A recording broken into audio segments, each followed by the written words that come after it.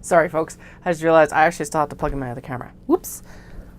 I was like, I'm all ready to go. I'm going to post the links, blah, blah, blah, blah, blah. And then, yeah, no, I got to gotta get the actual webcam on so that you can see the cutting table and what we're actually going to be working with today. So let's do that. And then we will start the stream officially.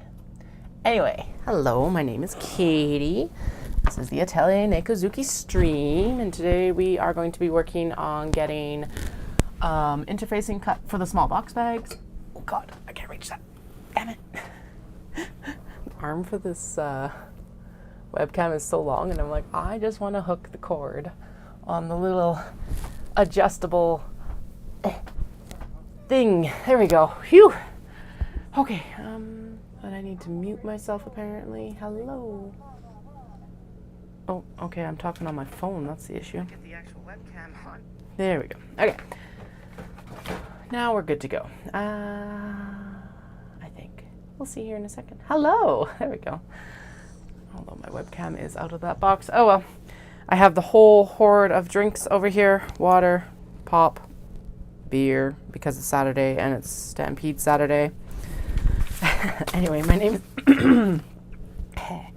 name's Katie, and this is the Atelier Nekozuki stream, and today we are working, as I mentioned just a moment ago, on the interfacing for the small box bags that I will be desperately sewing this next week for the pancake breakfast at Ancient Arts Yarns. I say desperately because we haven't even finished cutting the interfacing for them yet. Yay! But that's just how this is going this summer. If you've watched before, you know we'll get as much done as we can. Yes, I am in a hoodie on one of our hottest days, but I am in our basement. And because it is a basement, all of the AC like concentrates down here, so it's cold. I'll probably take it off in a few minutes, but I do have like shorts on, so it's like I'm mostly thermal regulated, kind of. Not really. No, is it the cutting mat that is crooked, or is it the camera that is crooked? Does it matter? Not really. Let's just straighten the cutting mat. If you have any questions, let me know in the chat. Obviously, I won't be able to like keep a full eye. Oh, it's totally the camera. That is so crooked now. Interesting. Why is the camera so crooked? Oh, whatever.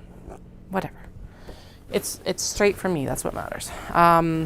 Yeah, I can't look at the camera when I'm cutting because, I don't want to trim off any fingers today. But, you know, God, can you imagine if I did that on screen? That would not be fun for anyone involved. Particularly me, but you know, that wouldn't be fun for any of you watching either. Ugh. Okay, let's get away from that morbid thought process. Yeah. Anyway, so we've got all of the small box bags picked out, paired up, blah, blah, blah, blah, blah. And now we just need to get the linings done here so that we can interface. These are interfacing / stabilizers. I know I mentioned that I was probably going to try and do like the interfacing on the exteriors, but honestly, we're going to keep it on the interiors for now because I do not feel like experimenting, and I think that is a better decision. Those are both slightly too long. Boy, oh boy, oh boy, oh boy. And it does look like that camera actually needs to go up a little bit so that you've got like a better view of everything. So give me 1 second. I'll put you on intermission. I got to pop the mic off and we'll just do the BRB, I guess, and I'll shuffle that.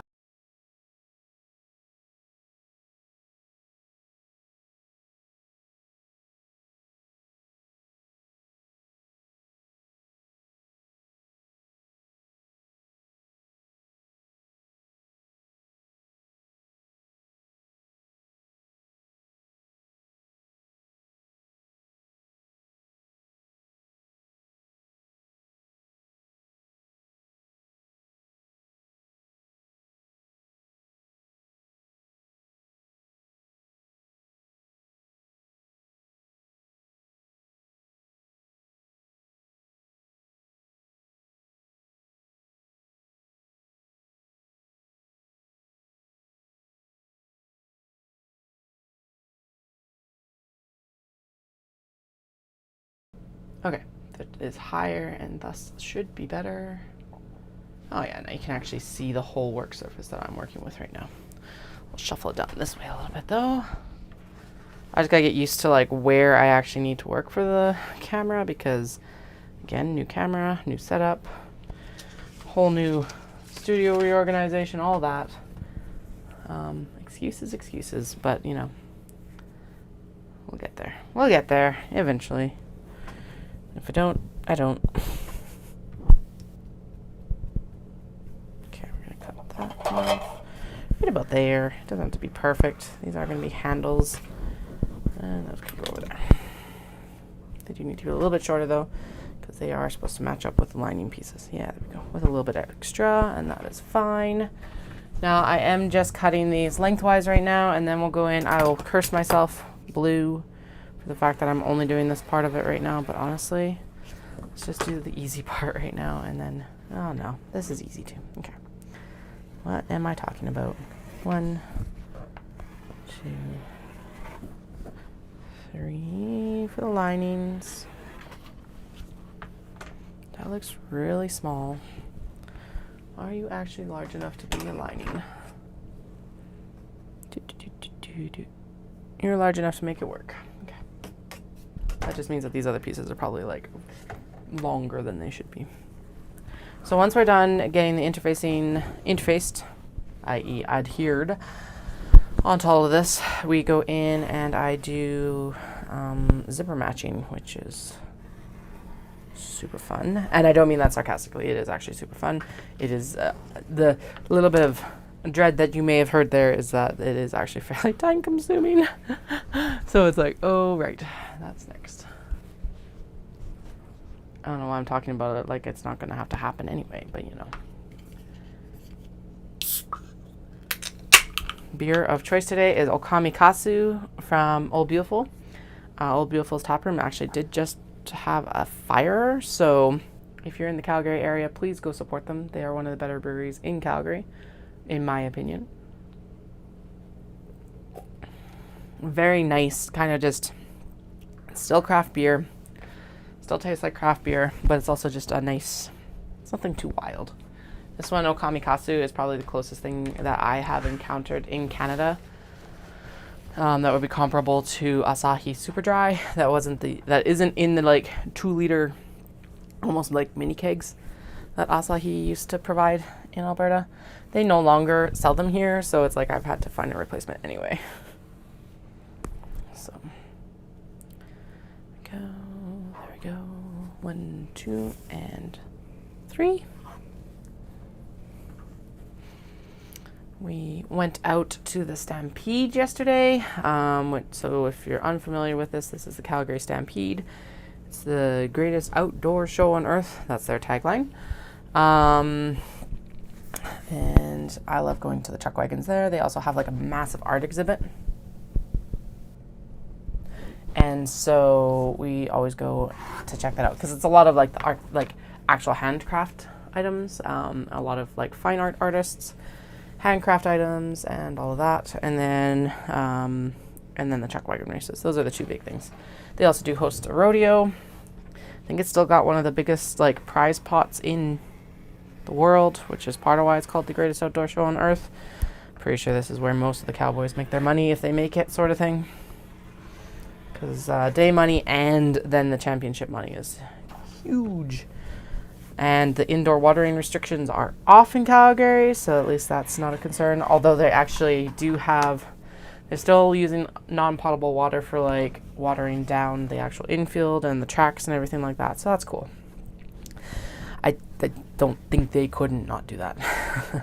It would have been a PR disaster for them to skip that now. So, but they were also looking at the data of like realistically there isn't a massive spike in like water usage as it is, so it's like, well, let's just go for it anyway then. So yeah, so that was our day yesterday. Kids went to daycare, so Dallas and I went down to the grounds for a little bit. Got in free to the grounds, which is awesome because like it's not super expensive, but it's not cheap either. And so we took advantage of the fact that they're doing like free entry right after the parade. Basically, it's parade to park is the tagline for it. And then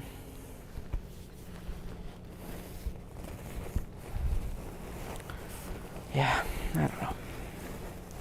It has been kids being off of school last week really threw me for a loop, and I've just been like in kind of a tailspin for the last little bit. So it's good to be back, but I'm still just kind of out of it. It's also really weird because it's like even when we got down to the grounds yesterday, I still am not totally clued into the fact that it's actually Stampede time yet. Knit City being a month earlier this year has really messed with my head. I don't know. It's just, everything's just off right now.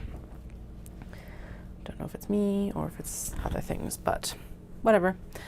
Well, all I'm going to do is I'm going to put my head down and we're going to work through it. So, and part of that is getting this interfacing done today. Dallas is out with the kids right now, so that's awesome. They're out visiting one of his friends, so it's nice for me because it's nice and quiet in the house. I got the order in with Natsumi, who is the woman who makes all the little clay cats and everything like that I sell.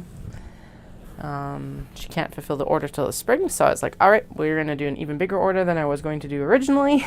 And then I told her, I'm like, don't worry, just get done what you can get done, and then I'll pick up the rest later. It's not like I'm not going to be back to Japan. It's basically like, I will be back there next June. I'm going to go back for my birthday. I'm excited.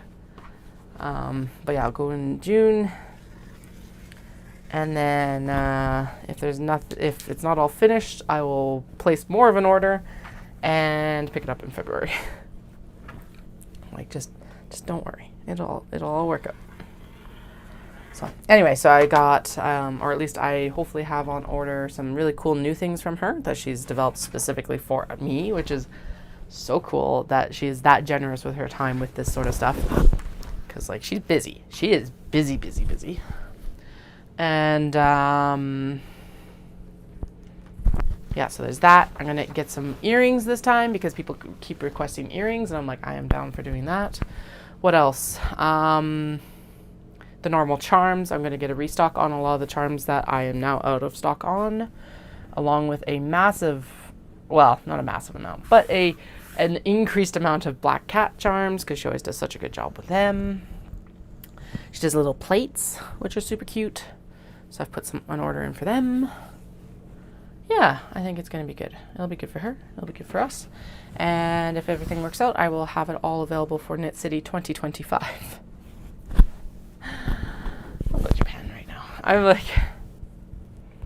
I'm so glad she's so busy, but I am actually really sad that I can't go back in November to go get charms. I need to make up a different reason to go, right? So I think that's what I need to do. What do I need to go to Japan for in November now? Who else needs to go to Japan and needs a tour guide?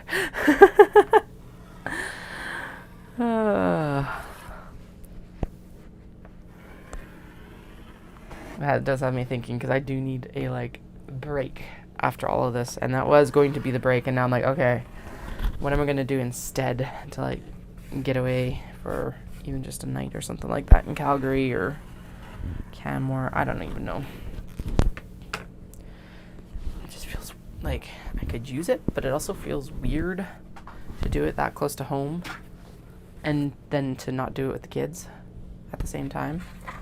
I'm like, I know it'll feel amazing, but why would I do it? It feels, yeah. Even though I know why. It feels too close. It's like, it's easier to disconnect and justify it if it's away, I guess, is the thing. Oh. Alright. I don't even know how many small box bags we have here. Who knows? We'll count them, I guess, once we get all of the interfacing done. And, I guess start into zippers. It's basically, yeah, because what we'll do is we'll cut all of these. And then we'll need to do the actual adhering of the interfacing to these and to the Mini Traveller Slings. I did purchase the new Kandou pattern, or Kandou. I think it's Kandou. I feel like that's what it is. But it's Kandou. She did the Mini Traveller Sling, which I'm going to debut hopefully at the pancake breakfast next week. And then she just released a cell phone bag, which is awesome because it means I don't have to try and figure out the whole trifold accordion pouch, because those were not working out in my favor at all. So yeah, this will be like a nice cell phone bag that I can do instead. This will be good. And the idea behind it for me personally is that it'll be a bag for makers, so that when you're at events and shows and everything like that, you've got like a pouch that can hold your phone and your terminal and your cash. I think I might need to add one more pocket onto it just so that you can actually put the coins in though. It's also got in selective alternative card slot pocket add-on thing. I don't know if I'll do that or not. Probably because of the gist of what I want, like the market that I'm trying to make it for, I'll just make it without the card slots. But having the card slots available will be nice in future if I want to make it for a more generalized audience as well. So still waiting to hear back from Signatures to see if I got into Butterdome or not. I know I'm well outside of their application period, so like, well, basically anything that goes in now is supposed to go onto the wait list, I guess.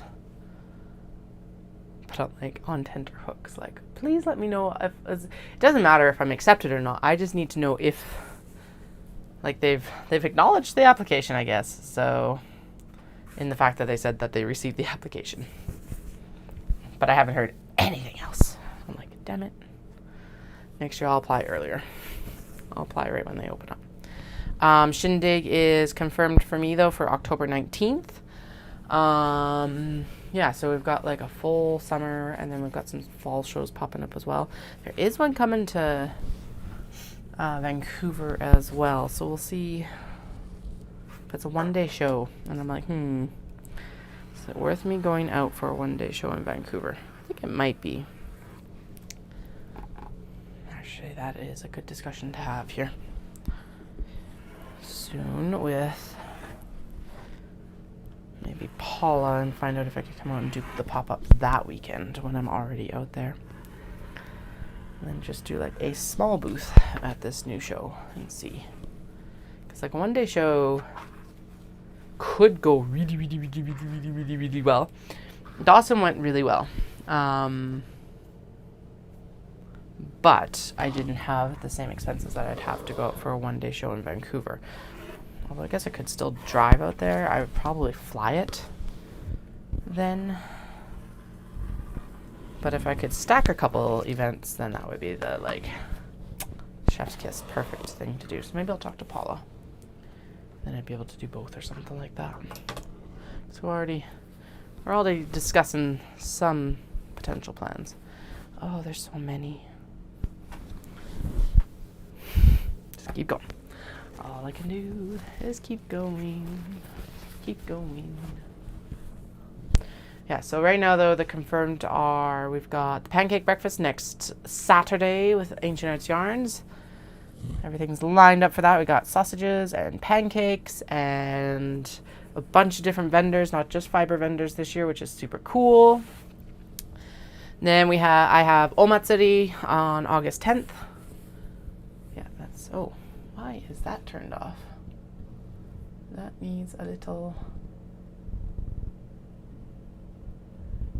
It needs a dark box behind it, but apparently we don't. Anyway, okay, Sally will fix that later.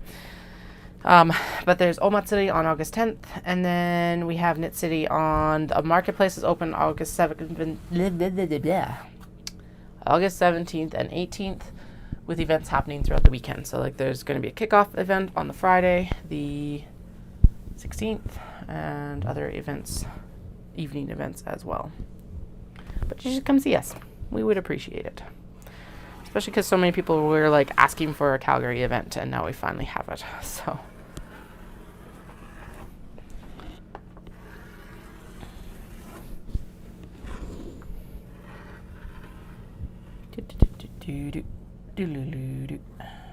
come on, there we go.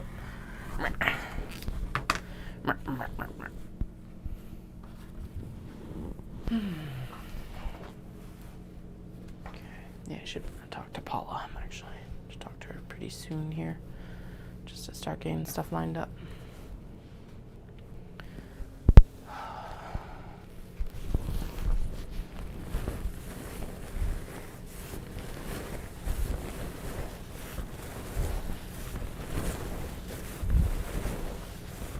Oh no, this interfacing bolt. Oh no, we're maybe about halfway through, but when did we buy this? When did I buy this? Like March? Oh dear. Anyway, kids start. So the summer is fully in swing because kids start summer camps next week, which means I will be on daily doing my live streams so that I keep my butt going for work. And then I will be streaming in the evenings as well because I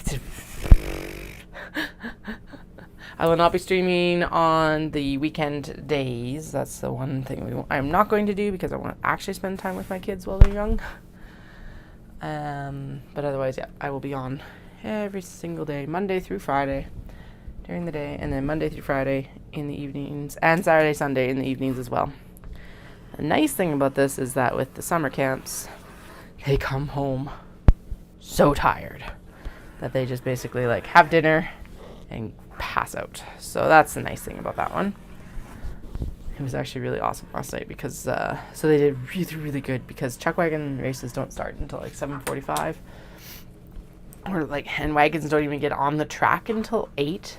Like I say, they start at 7:45, but that's like, we're gonna sing the Canadian national anthem, and we're gonna have the helicopter fly over, and we're gonna introduce our like Stampede royalty and our like chuck wagon committee, and all introductions start at 7:45. So the wagons don't even get onto the track until 8, and bedtime is at 7:30. I was very surprised we didn't end up with like just an absolute nuclear meltdown from either of them.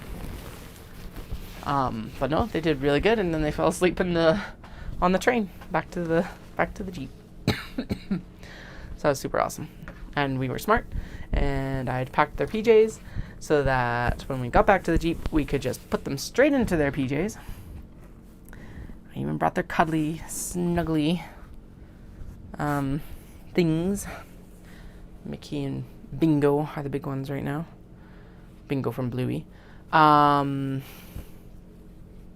so they passed out on the way back home too. And so we're at that stage where they fall asleep in their car seats, and like if it's bedtime, we can just transfer them. It's amazing.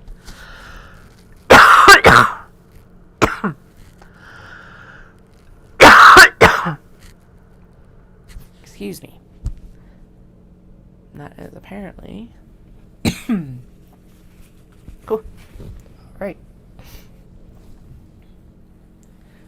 That's not a fun cough.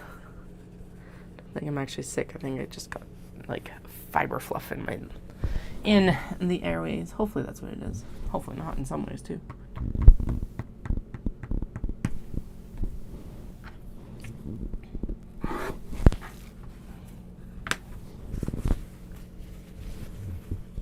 So we're working through a lot of cuts that I've already done. We're working through a lot of cuts that I started cutting back in January. Is this stuff that we cut in January? I think this is stuff we actually cut in March. So I did that really big push in January for Creekside. Yes, and then I did a really big push in March, being like, this is April's work, and it's just spilled over into here, which is not a surprise because it was like something like 110 fabrics or something like that. A lot of these aren't actually what was cut in March either, although there's a lot of fabrics from that. It is a lot of stuff that's been cut before, so we're trying to work through stuff that's been like cut for a while, and it's time to like sew it up, and then that adds some diversity into like what I actually have available, instead of being like, oh yeah, this is the same print in 6 different bag styles. No. That's boring for everyone, myself included. This is some old stuff, this is some new stuff. Just a nice mix, gentle mix though. Alright, we are cranking along pretty good, all things considered. The actual adhering of the fabric is going to be a job and a half, as it always is, though. There's an excellent reason why I avoided fusible interfacing for years. And if you're like, Katie, why don't you just fuse it to this whole bolt of like interior fabric? Because that's just as much or more work, because it's like, okay, part of it is, yes, I could do that 100%. Totally, lots of people do it that way, but the issue being that if you do it that way, how the heck do you store it afterwards? And with the Kandou bags, although I was looking at the Kandou, they probably could use lining on the interior now as well, because this is lighter interfacing for the exterior. And the Kandou are fine, but they wouldn't not benefit from a second interfacing. Anyway, diverge. Yeah, it's just like, it's honestly, it'd just be storage. It's like, because if they come, they're on the bolts. You'd have to take them off the bolts and then interface 15 meters of fabric. And I'm just like, wide back too, because this is not normal width fabric. This is like wide back quilting fabric. So that's why we do these pieces once I've actually cut them. As much as it would be nice and easy to actually, well, wonder if I were to get like a mangle, so like one of the big irons, that an iron mangle, rotary iron sort of thing. Hello, Jennifer. We're working through cat problems right now. Anyway, what I was talking about is like working with a wide back quilt cotton and interfacing all of it all at once, which would not be the worst thing, but I think this is still easier this way. Although maybe having a rotary like iron or something like that to just run the whole bolt through it with like a backing of interfacing. But this is also not wide enough for the wide back cotton. So I'm like, I don't know. Just feels like I spend a lot of time cutting and interfacing. Although I guess that's just the way of it as well. By the way, if you don't know what cat problems are completely inconsequential to anyone but myself. And basically they're just things to complain about. It's inspired by a picture book by Jory John. Highly suggested if you have kids. Highly suggested if you're just an adult that enjoys a funny story. And what I always think of when I say cat problems is that the cat is like sitting at its dry food bowl and being like, I asked for wet food, not dry food, wet food. Completely inconsequential to anyone else. So that's what a cat problem is if you hear me reference it here throughout the day. Right now we're working on getting linings interfaced for the small box bags. I've already got the interfacing cut into like the gently cut into what we need to adhere for the Mini Traveller Slings, which is the other product we're going to work on for next week. And basically what will happen after I get these this interface cut is we'll go in and actually adhere the interfacing under the steam press, which is over here. I was chatting earlier, we went to the Calgary Stampede yesterday, which is basically our big, like, we're in a province, but like the equivalent would be the state fair and rodeo. It's a 10-day event in Calgary, and my favorite part of it is the art exhibit that they do and the chuck wagon races. So always a fun time. And I was talking about how the kids did extremely well, considering that we were out well past their bedtime. So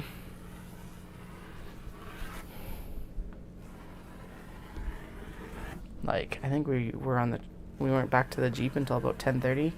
They normally go to bed at like 7:30. The chuck wagons weren't even on the track until 8. So like, yeah, that kind of, they did really well. Because I was expecting a nuclear meltdown at some point last night, and it just never happened. It's like, whoa. Stack these. So these have all been matched up to an exterior fabric. That's why you'll see me cutting the handles as well. So what we did last week, if you missed any of those lives, is I went in and based on what I had lining for, we decided on handles. or not decide on handles, decided what's going to go underneath for, oh my God, I can't even talk right now. We matched linings up with exteriors. There we go. Now in future, this is not going to be an issue because I am going to actually swap to a very neutral lining fabric. So we are going to get away from the white. It's going to be more of a sand color, which is going to kind of tread that line between both white and the beige. And then it'll be easier to do all of this work because there won't be this extra step of like, okay, are you white, beige, or blue? It'll just be like, all right, this is the lining fabric. And again, it'll be a nice neutral so that it's not like, not clashing, but it also provides enough contrast so that when you have your yarn or whatever you're carrying in the bag, you can still see the contents. Because that's one of the big things, and that's why I choose the fabrics that I do. It's because I want you to be able to see the stuff you have in your bag, rather than digging around in a dark bag and not being able to see it very well. Which might just be a me problem, but you know, I'm sure if I have it, someone else does too. Alright. We are actually, I was bemoaning the number of interfacings we need to cut, but I think we're actually cranking along pretty good here, all things considered. I would very much like to go for a nap, but that is not in the cards today, and that's fine. We do have a 10K race tomorrow, second favorite event for Stampede week for us, which is the Stampede road race. And why we love it is the fact that it's like you go and run a race and then they give you pancakes. And it's like premium pancakes too, because it's got sausages and everything. You can always tell when it's a good breakfast when they have sausages. Which if you are in town, Ancient Arts Yarns is having their pancake breakfast next week on the 13th. And they will also have pancakes and sausages. So make sure to join us for that. That's what a lot of these, well, hopefully a lot of these small box bags will show up to. I guess I gotta call my mother-in-law and make sure that she can look after the kids next week. Oh, crap. There is a ton of family events coming up. Oh, shit. Well, I guess if the kids have to come with me, they have to come with me too.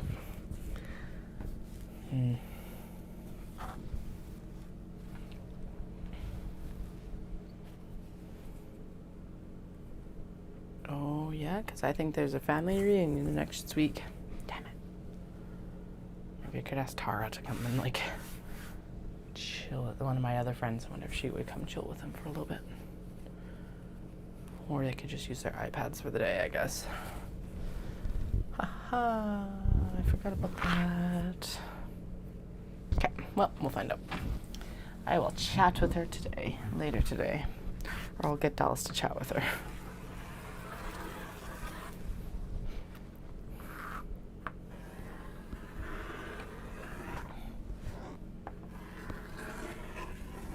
All right, when I go back to the beginning of this pile, I will have to trim up the first like 2 or 3 sets of linings because I did not do it last. Because I was like, I just want to get them cut like horizontally. And then today I was like, no, I better actually cut them. And then I won't be cursing myself quite as much. We're not going to cut a lot of these handles in half. I think I did a couple, but these will end up being able to go on the actual steam press, like table ironing, table board, whatever you want to call it. So it's okay if they don't get cut apart. I need to track down a pressing cloth for all of this. Oh shoot, I should do some eyeglass cases too. Okay, well, if I can find lining for them, we will do some eyeglass cases. When I was tidying up, like not this reorganization time, but the time before, I found a whole stack of lining for the eyeglass cases and it's disappeared. Like, where did you go? I know there's some in the bin below that I found during this round, but still, it's like, what the heck is going on? This looks too small. Or is it just the right size and everything else is too big? It's just right and everything else is too big. Excuse me. Apparently, there must be some sort of pollen in the air. Or something, who knows?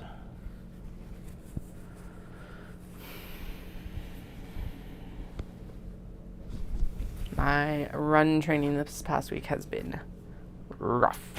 So the kids were home for the long weekend, which, you know, is going to happen because it's Canada Day on Monday. So they had Friday and Monday off because, and this is fair, they needed to shift the classroom basically from class, like school, to summer camp. But that does throw my schedule all off, and I'm like, oh my goodness. And just like I mentioned this earlier in the stream, but it's just sent the whole, like, it's cascaded through this week of like sending me into a whole tailspin, and I'm like, okay. So that's why Dallas was like, do you need me to take the kids away this, like, on the weekends now so that you can work? And I'm like, yes, please. I've got a month till Knit City. Not quite, like 6 weeks. That's only 6 weeks. Alright, I'm just gonna check in and make sure that I'm not missing any chat here, because there has been times in the past where it hasn't like actually come through, but we're all good. All good. If you have any questions, please feel free to direct the monologue. I'm more than happy to do that or have it directed. Yeah.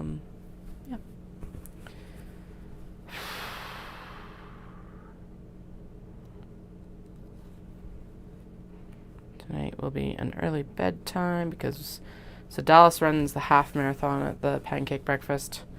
I ran the 10K, but we had to be at the site then for him for 7:20. That's his start time. So it's like, oh God. It is an early morning for all four of us. So maybe tomorrow after the race, it'll be a nap time probably. That would be amazing. I like naps. And the kids get to go run a race. Apparently, it sounds like they get to run the 400 meter. We're not 100% sure. We'll be finding out tomorrow. It's like, we know that they can run the race and we want them to run the race, but it's like, in the past, we've been like, the kids' races kind of happen after we get, like, or they do. They don't kind of, but they happen after we get in from our races. And we've had pancakes, and it's like, okay, now we're done. Let's go home because we're tired.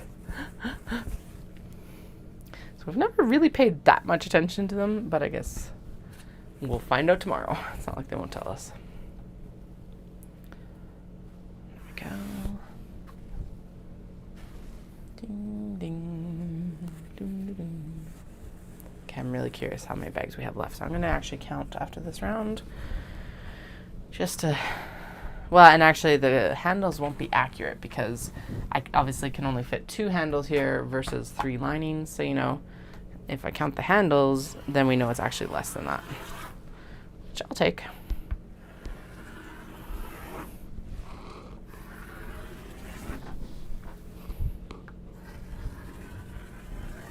And after this, I will be doing an update so I've got all the photos taken except for the OB bags for the shop update. I figured it's better to get the project bags mostly done, and then I will do the Heidi purses and stuff that I worked on before the kimono market in May. I'll get those photographed after Omatsuri. Yes, because then I have a full stock of OB bags for August. So those will be in an August update, some point after Knit City probably. Okay, let's count the handles. And then stuff and things. Stuff and things. 1, 2, 3, 4, 5, 6, 7, 8, 9, 10, 11, 12, 13, 14, 15, 16, 17, 18, 19, 20, 21, 22, 23, 24, 25, 26, 27, 28,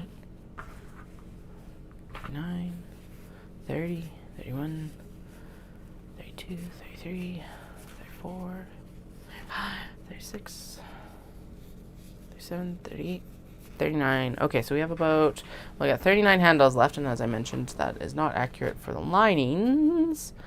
So we probably have about 30 linings left, which is about 10 more cuts of exterior interfacing.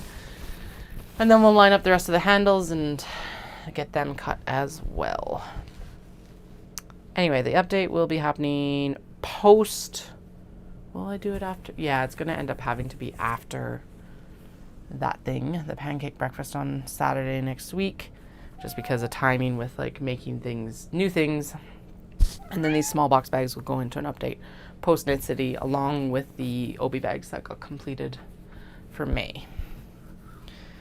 Yeah, I think that'll work. And then after post Knit City, I will begin working on some waxed canvas bags, which is super exciting. I'm actually really excited about those. It'll be new and different. Hey, get out of it. Cat. If you do that, you're going to be kicked out of the room.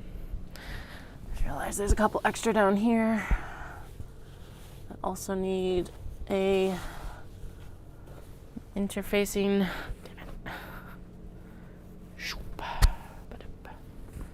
Okay. And then okay, that one's already got its handle, so we don't need to worry about that. That one does not have its handle. And this one will not have its handle either yet because it's a new cut. A new fabric, new cut. New fabric, new cut. Who's this? Hi. This is Dahlia. Dahlia is a wee itty bitty black cat. If you see me, hi. Apparently feeling her beans today. My goodness. Get out of here. Get out of here. She's like 9 pounds. If you could get her soaking wet. And she is, wow, in a mood. All right, cat. Who spat in your bean curd today? My goodness. Hey, you can't wreck stuff.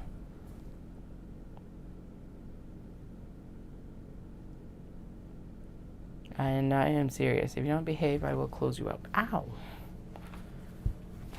All right, no, she needs to go out of the room. I will be right back.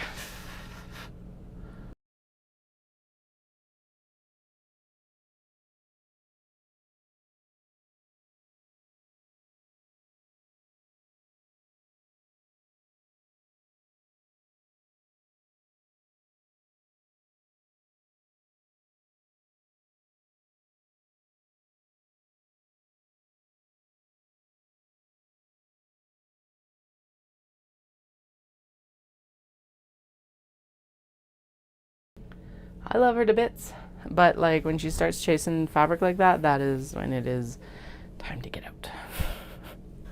Especially because she's starting to bite me. She's being nasty. Ugh. Okay. Anyway, she'll probably pick at the door in a few minutes. We will reattempt reintegration here. I don't know, whenever that happens. If she does. She was leaving me alone, so I don't know what's up. They're fed and watered. Probably could use a little bit more interaction. That's probably what she's on about. Same as the toddlers. It's like, hey, pay attention to me. That's probably what it was. So I will give her some more attention later.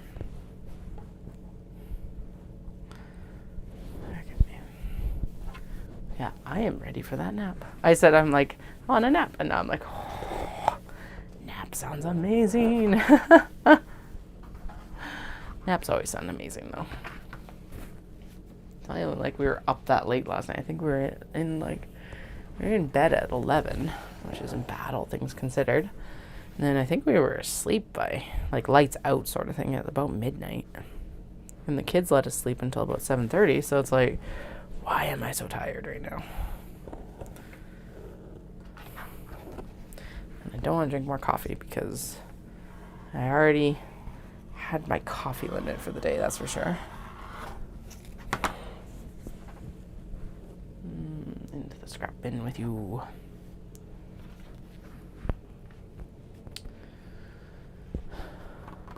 Could sit down though. That would help. Could also be the beer, but you know. It's Stampede season. And I work from home. And I have a quiet house to myself right now. am going to clear off the seat and sit. So we'll see. Oh yeah, I actually ran into one of my favorite artists yesterday. So I purchased these ones from her back in November. So her name's Sarah Krebs, SarahKrebs. So that one, because it looked like Flynn. I loved it. And then just these other ones are like gorgeous. I've been watching her art for years, and this was the first time I ran into her in person. And then I got this one yesterday. So she was at the Maker Market at Stampede. And that one is like 100% Flynn. The only thing that's missing off of this one is the little like ear tufts. So, and I'm not gonna quibble about that, that's for sure. All right. I have a seat. Let's see if I can make this work. Sometimes it doesn't work when I'm interfacing, but we'll try, because, oh my goodness.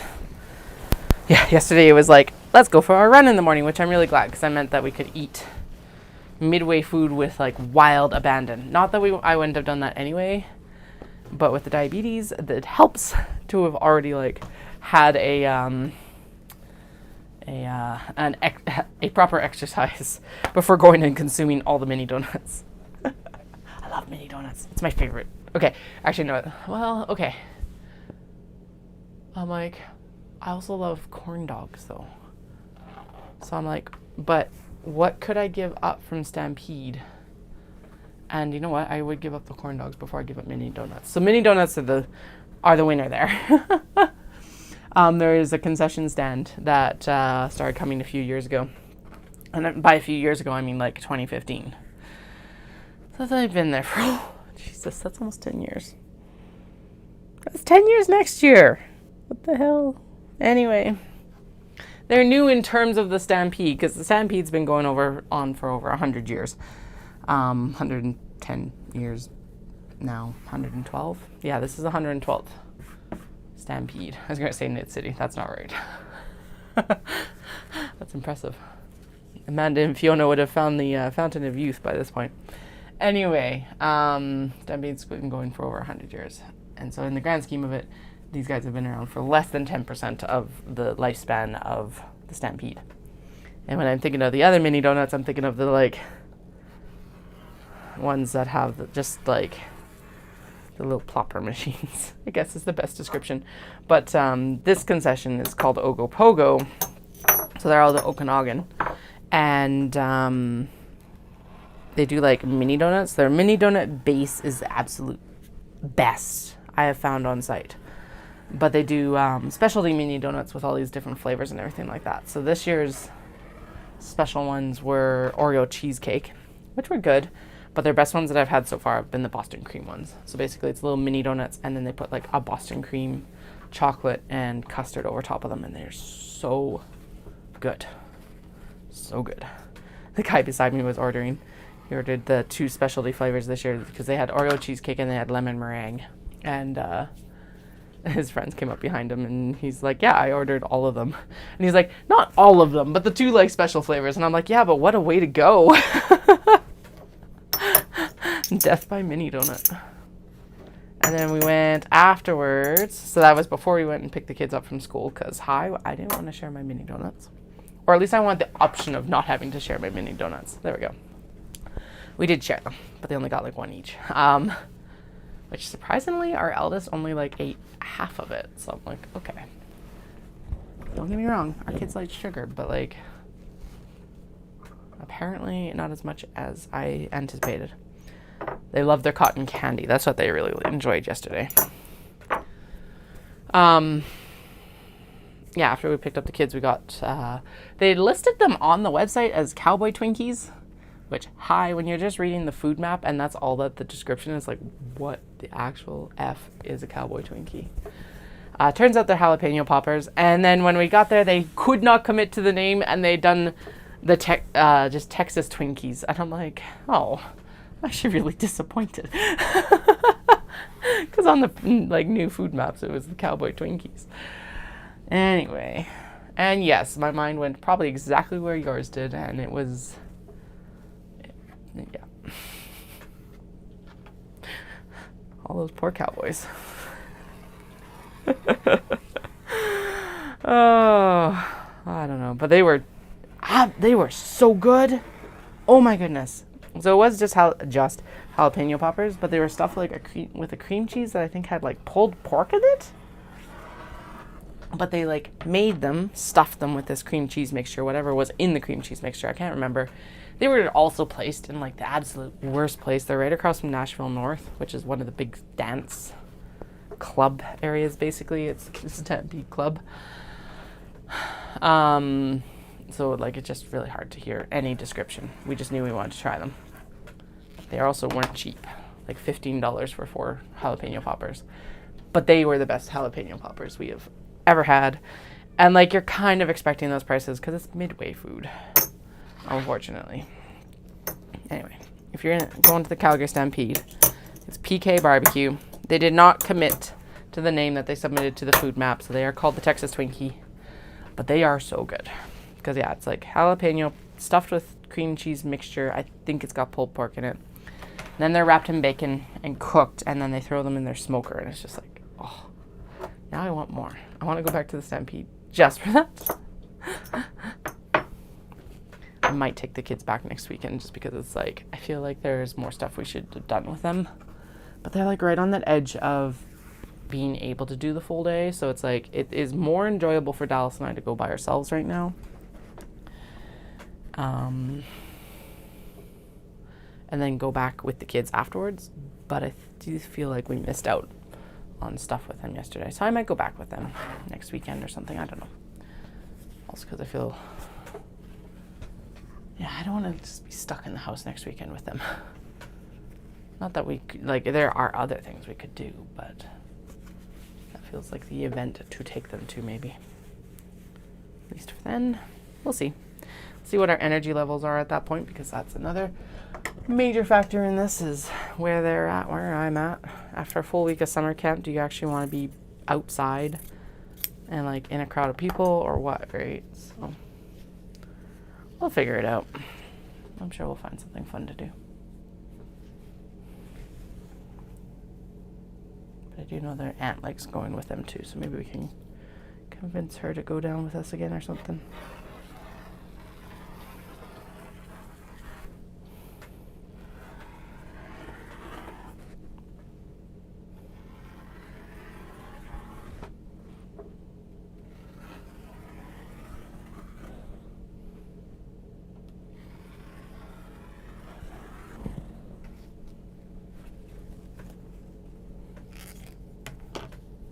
All right.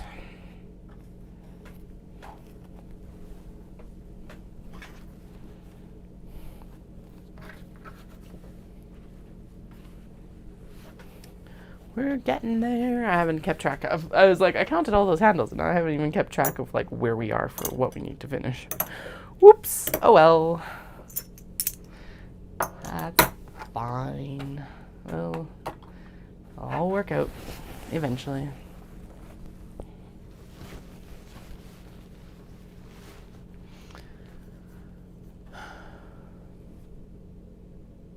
We might not actually get as hot as the forecast said we were going to get today. That'd be kind of nice.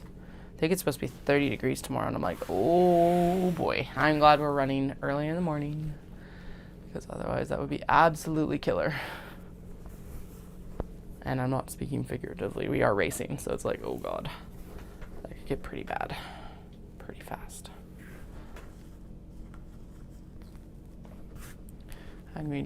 I am extremely close with my 10K to get into my, so I have I'm classing my races in like 2 different structures, because I raced before we had kids and now I'm racing after we've had kids.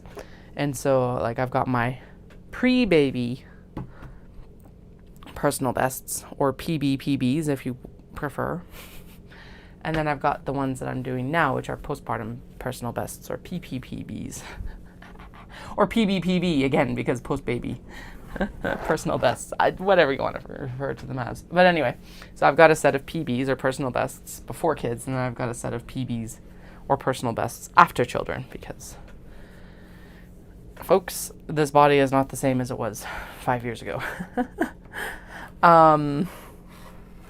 Because May May, June 2019 is probably what I would consider my personal physical peak. I'd done a lot of work. I'd lost weight. I was like, I had a lot of muscle mass. Like everything just came together really nice. And I was doing that specifically so that I would have that going into pregnancy because we'd been trying. But obviously a bunch of stuff happened in 2020 and through past that. And so now I am getting back into the training and all of that, mentally and physically. Because here's the no joke part of running is that it is realistically mostly a mental game. Yes, you need the physical capabilities to do it, but you also need the mental capabilities to do it. So that's why. Anyway, I am like this close, even closer probably than that, to getting match or beat my pre-baby personal best. So my pre-baby personal best for a 10K was 1:17:10, which if I'm like, everything is predicting that I should have about a 1:18. So we'll go try. Even if I get like within a minute of that time, I will be super happy. And here's the thing, I don't need to beat 1:17:10 by much. I just need to beat it. It can be 1:17:09. I don't care. Like that's the end of it. It's like I would love with 1:17, between 1:15 and 1:17 for my 10K. And I think I got it tomorrow, as long as I get a good night's sleep tonight. So we'll see. Let's see what I can do tomorrow. I'm excited to see, actually. So, because it is like everything is predicting that I'm extremely close to it. And if you're like, Katie, what are you using to predict it? So I use an AI running coach, basically, from Hal Higdon, who is like there's like, from what I can tell, there's two really big names in American training right now for like almost like a little bit above that, like couch to 5K sort of level. You race, but like you're still improving. I don't think this program would work for elites necessarily. I don't know. Doesn't matter. I don't know what their training programs are like, but it works for me. I did the Galloway program, which is specifically a run-walk interval plan, and I did that for Dopey. Worked really well. I did that for my half marathon. Worked really well. But this Hal Higdon course class, program, it's an app on the phone, is like very personalizable, and so it's like it's taking data that I've fed it, accurate data that I've fed it, and giving me information of like approximately how fast I think it thinks that I should be able to run something, and like what I should be able to do for this and that and all of these other things. So this metric is based on my most recent half marathon, which I did in just sub 3, so 2:59:25.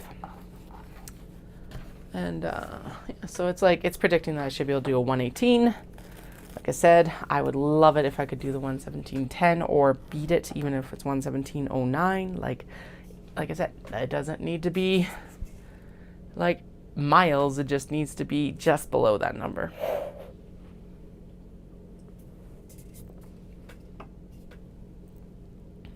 The other factor is that the course for what I did 1:17:10 on was much easier.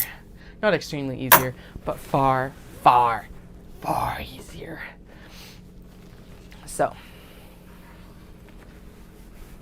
yeah, that is a massive factor in all of this too.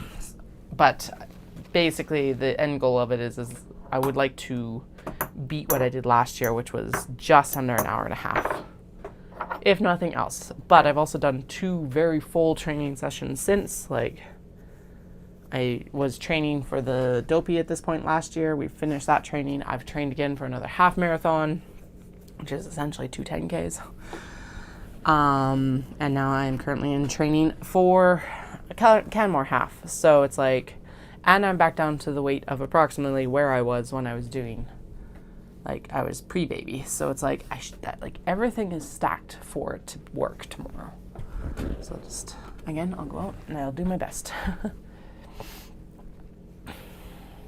By the way, if you're like, Katie, you talk about running too much, I'm not really sorry. Right now, there is very little to talk about outside of like work, which is fun.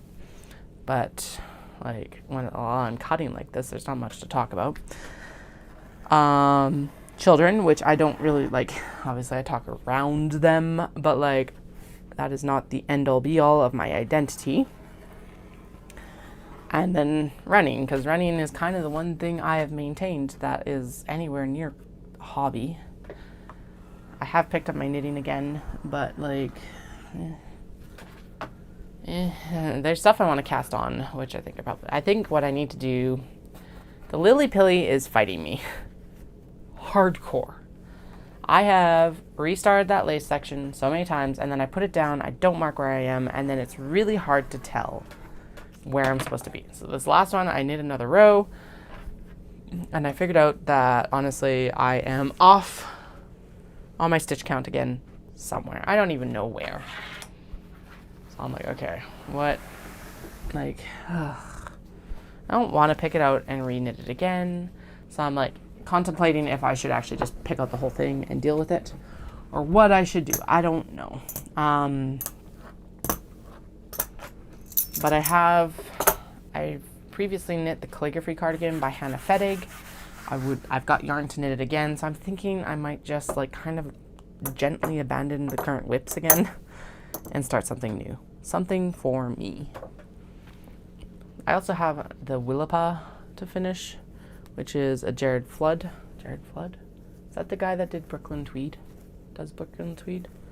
Anyway, him. It's called Willapa. It's a really gorgeous, like, duster almost length, like long cardigan. So I'm thinking maybe I should pick up the sleeves on that, but I'm like, I don't want to knit sleeves right now. I really want the calligraphy cardigan because I really like the whole fit of the old one.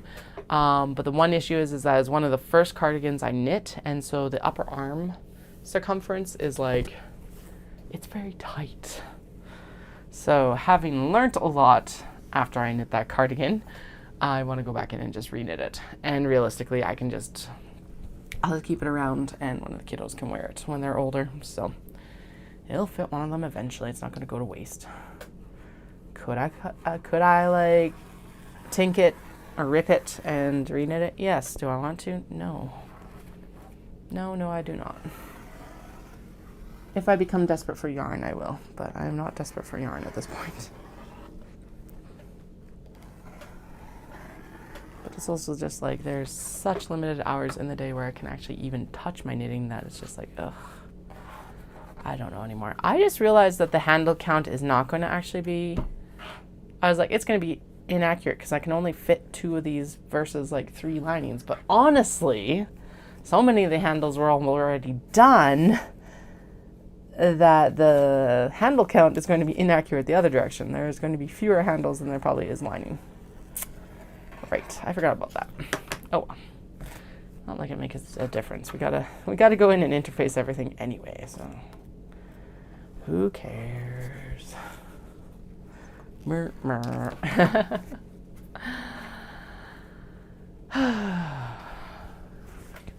Cat problems. More beer, and then I should drink some more water. And then, oh yeah, that pile's shrunk significantly, so we're good.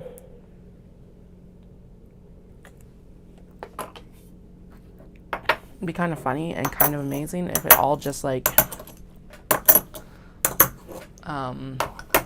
accidentally lined up, because it's not like I'm like counting them as I'm doing them, or as I like laid them out. I'm like, I don't actually know how many bags I've committed myself to.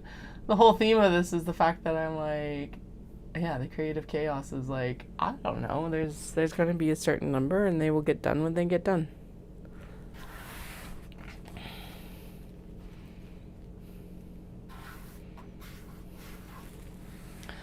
All right, 3 more.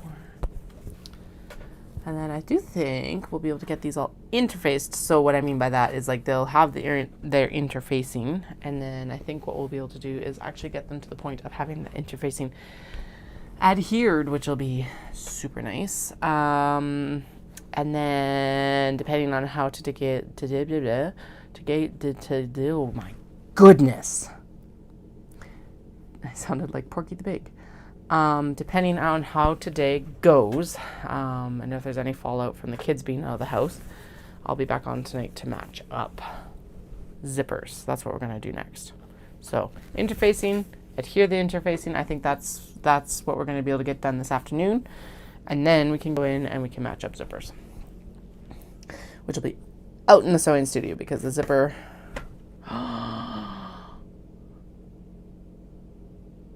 I was like, I can store the steam table or like the steam press in the closet here now.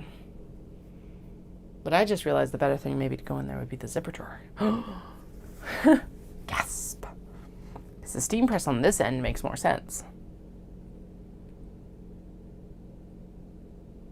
And then that would give me more room in, like, height room in the actual closet. For the obi and stuff like that, they wouldn't have to fold as high. And so the hangers would be able to grasp them better. Yes. Okay, so we'll do the zipper matching in here because I'll bring the zipper drawer in here. So good. Because the more matching I can do in here under these lights, probably, the better. And then out there is just sewing time. Yes, I like this. Okay, so that's what we'll do after. Otherwise, I'll just grab the zipper drawer and pull it in. And actually, maybe we could do that while I am running the steam press. Because realistically, 10 seconds... Oh no, we only have to do them for 5 right now. That's right, because this is weird interfacing for... It doesn't like being overpressed. It gives like bubbles. Whatever. That works. Oh, okay, that's a handle that's already done. Okay. All right. We are nearing the end here, and I can't say that I am sad to see the end in sight. Oh, this is going to take a while. The interfacing is also going to take a while. Like I said, there is a reason why I didn't use fusible interfacing at the beginning, because like having to cut and then interface is daunting. Although the steam press does make it easier. And part of it is like the consistency of getting the interfacing actually adhered to the fabric. So the steam press takes a lot of the guesswork out of that as well, which is really, really, really nice. So we'll see. I'll see. It's something will work out. It'll be fine. It's always fine.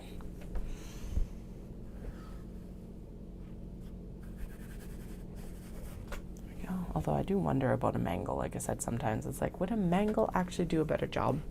Because it'd be like, so a mangle, it's not like the mangle that like you crank to get water out, but it's a mangle. Actually, usually I think it's referred to as like a rotary iron. And the rotary iron is basically exactly like what it sounds. It rolls the fabric. It's used a lot for like hotel bed sheets and like large stuff like that. I wonder what it would be like to like just run this stuff through that sort of thing. If it would like, would it crumple it? Well, it wouldn't crumple it, but like, would it catch it in such a way that like stuff would get folded and like pressed into wrinkles, or like would it work well for adhering interfacing? Because it does seem like this interfacing works whether I do it with steam or not. So it's like, well, that doesn't seem to be a factor. And if it is, then you just like spritz it with a spray bottle and then you're good. I don't know. That's more hesitation because it's like, where the hell would I put a rotary iron? It would be extremely useful for yardages though, because I do pre-wash all my fabrics. I am debating if I need to do that or not though, because I do read a lot of people being like, unless like the starch in the fabric, which I do agree, the finishing process of the fabric does leave it with a much crisper finish. But I also know that like, well, all my bags are machine washable. So it's like, if you're going to wash a fabric, you should actually pre-wash it just to make sure it's treated correctly. So I'm like, caught between a rock and a hard place.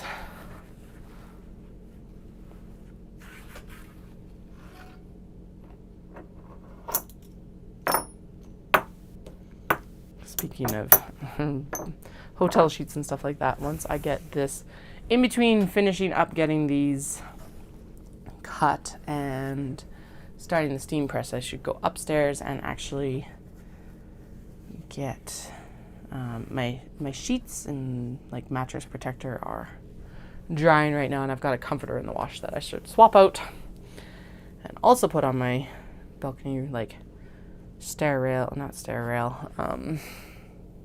outdoor railing, deck railing, so that it gets dry as well. I do feel like we've been lied to a little bit about the efficiency of dryers, because seriously, I put our sheets out and like, yes, I have minus 40 days. I prefer a dryer in the wintertime, but like in the summertime, it takes way less effort for it actually to dry stuff. Now, there are other factors to consider. We've got a really strong sun, and so it's like, it might fade stuff a little bit faster, but I'm like, we have light blue sheets. If it fades our sheets, who the hell is going to see them? A, and B, do I care? No, I don't. Much prefer to just go hang them out for an hour versus like having to fight them in the dryer for like 3 hours because they tangle up in each other.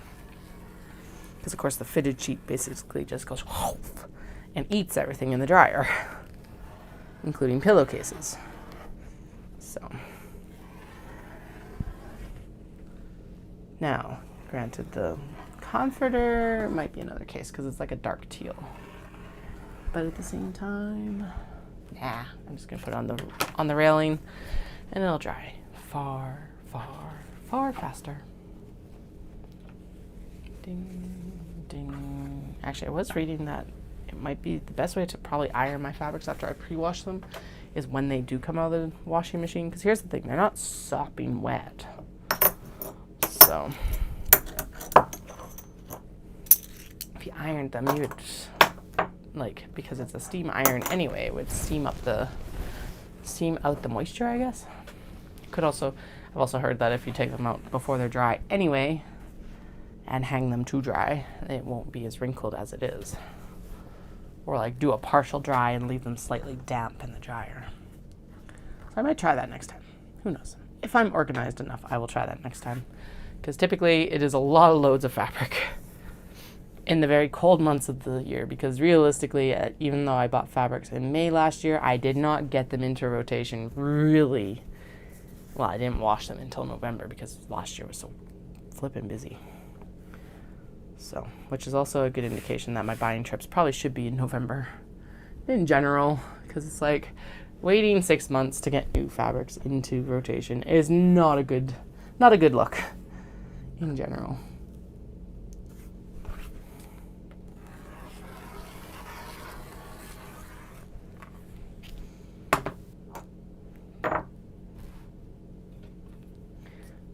Zoom and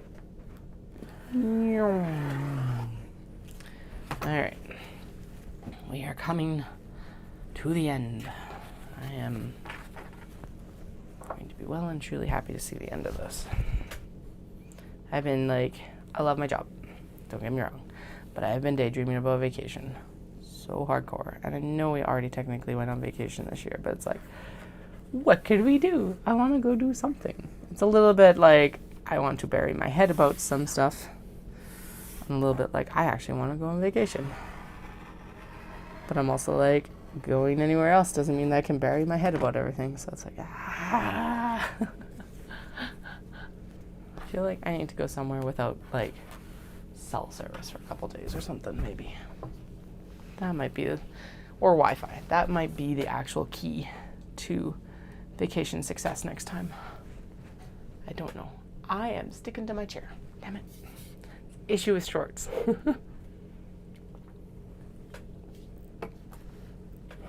And with the door closed, it's actually warmed up in here, so it's like, okay.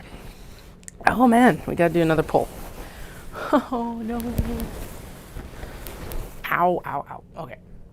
I'm sorry if you can hear that through the microphone, but apparently pulling it across my knees is creating static electricity.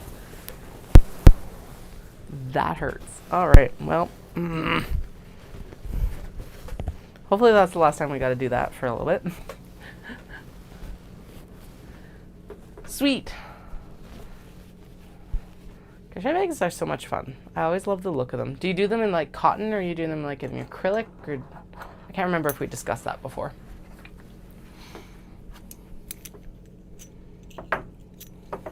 The most I typically have crocheted has been dishcloths, which I absolutely adore. Love knit dishcloths and crochet dishcloths. But my friend is an absolute like amigurumi fiend. It's what she picked up over the pandemic. And so she crocheted my eldest a jellyfish, and then she crocheted my youngest a jellyfish. And the skill improvement between the two is just mind blowing how good she's gotten, or how good she got. And then she's just continued to improve. It's been amazing to watch. I love it. Okay, fair enough. Yeah, I think we discussed that before, and it was I don't know, and that's fair. As long as you're having fun with it, right? So.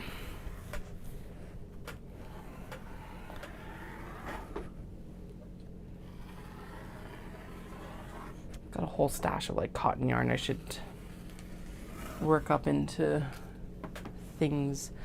One of the aha moments I had was someone was like, I hold together 3 or 4 strands of cotton yarn and then I make my dishcloths. And I'm like, yep, that's how I would do it too. Because it's knitting with or crocheting with one strand it can be tedious. Especially when it's I want to make dishcloths just to be those small accomplishment points, I guess, throughout the day.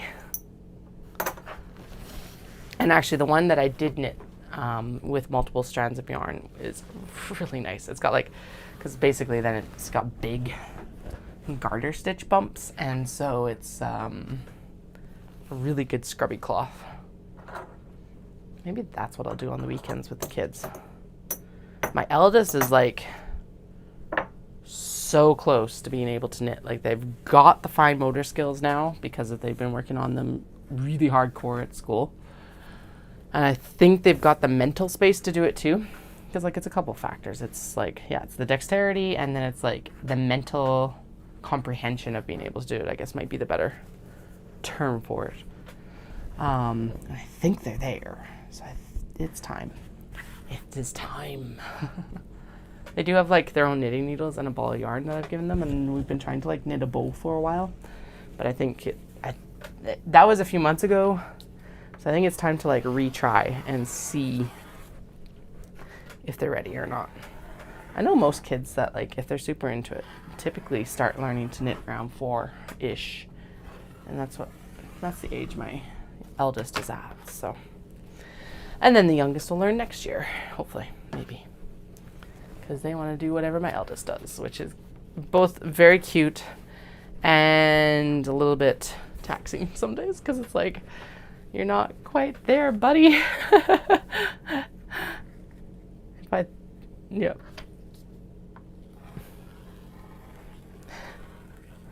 They are whip smart. They're both whip smart. Very different ways, but the youngest is whip smart in in different ways. Obviously, I just said that. But they are highly distractible, and so they. We had an early speech assessment because it's okay, we can do the speech assessment now, and then if they need any therapy in the fall, they've already had the assessment done, and it can just roll through and we can keep going, sort of thing. Awesome, love it. It's the main reason that we have them in a public, or well, I guess it's kind of private because we pay for it. But anyway, why we have them in preschool is to get these supports and the early learning supports, especially because the whole earlier you can catch it, the better the outcomes typically are. Blah, blah, blah, blah, blah, blah, blah. Whatever. But they didn't fail their speech assessment, the youngest, but the speech therapist was we did the comprehension, and I was only able to say the sentence once, and then they'd be like, huh? And I couldn't repeat it, so they failed that part because they couldn't repeat the sentences back because they would get part of the way through the exercise and then get distracted And I'm just like, oh yeah, that sounds like the youngest. Super smart, super distractible. The eldest is super smart and like super persistent. So even if they don't have, like, they don't know how to do something, they're like, just keep working on it. Because we've gone in and done their, not like reassessment, but like their check-ins throughout the year and everything like that. And that's been the thing that they've said. And then they're like, yeah, they're doing really well with like their pen grasp, because that was one of the fine motor skills that they need to do or to like improve. And so you must be working on that really hard at home. I'm like, no, that is all on that child, because we obviously provide opportunities to do these things, but we aren't actively like, not mitigating, integrating, not actively, like we're not actively working with them to make it better. Once in a while, if we notice that like the pen grasp is off, we'll be like, hey, you got to do it this way. And they're like, oh yeah, okay. And they go hold, like just cueing it. We're not like sitting there like, no, you got to do it this way. So it's like, no, that's like, that is fully on that child. So our youngest also has that persistence too, but it just is used in different ways, I guess, maybe. So interesting to see the two of them, because they are so close in age, and just like what their different strengths are, and like seeing kind of like some of definitely what's going to serve them when they're older, which is amazing. Because one of the things that really stuck with me that the Yarn Harlot said, because of course she's been blogging for so long that most of her girls grew up around the blog in some ways, and her parenting with them and everything. And one of the things that really struck me about what she said was that as much as some of these things are annoying to us, we have to remember that we're raising adults and not children. And so like, is this something that will serve them as adults? And I'm already seeing some of those traits develop. And that is one of the fucking coolest things with these kids, is like, and being a parent. I think that is, out of everything, that is the single coolest thing about being a parent, is seeing these kids and how the potential that they have as adults already. Because that's what we're doing. We're trying to raise good adults. Anyway, off of my soapbox. My kids are pretty awesome most days. They are also toddlers, so some days we're in the trenches, and that's fine. We're on the struggle bus.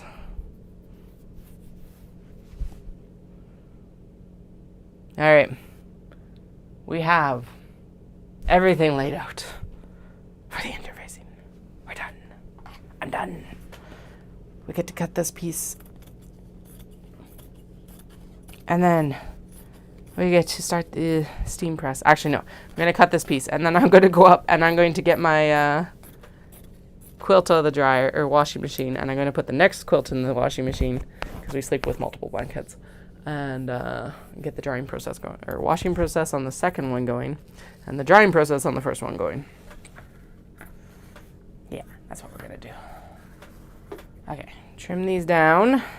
I am not trimming all of these handles separately until we've interfaced them. Well, I might, but no, I don't think we will. We might like do a half cut, because there's 1, 2, 3, 4, 5, 6, 7. So we might cut maybe in 2s or 3s here. But overall, we'll keep them together. Yeah, sets of 2, more or less.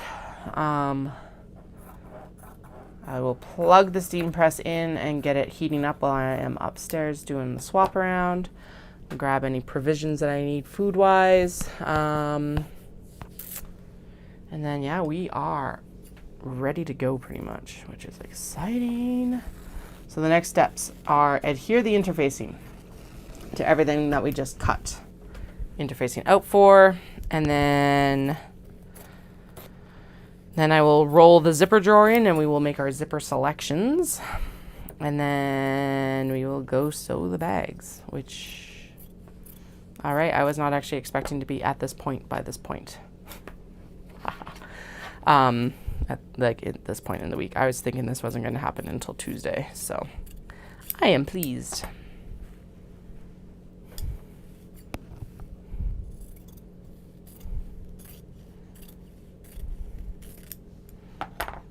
Maybe we should start doing a like live stream knitting night, or like slash like crochet or something. Who would be interested in that? Like, I don't know, like a Zoom. I'm trying to think of ways to like broaden to like Patreon or something like that. And I'm like, would a knit night be something that people are interested in? And by knit night, I mean like a fiber arts night.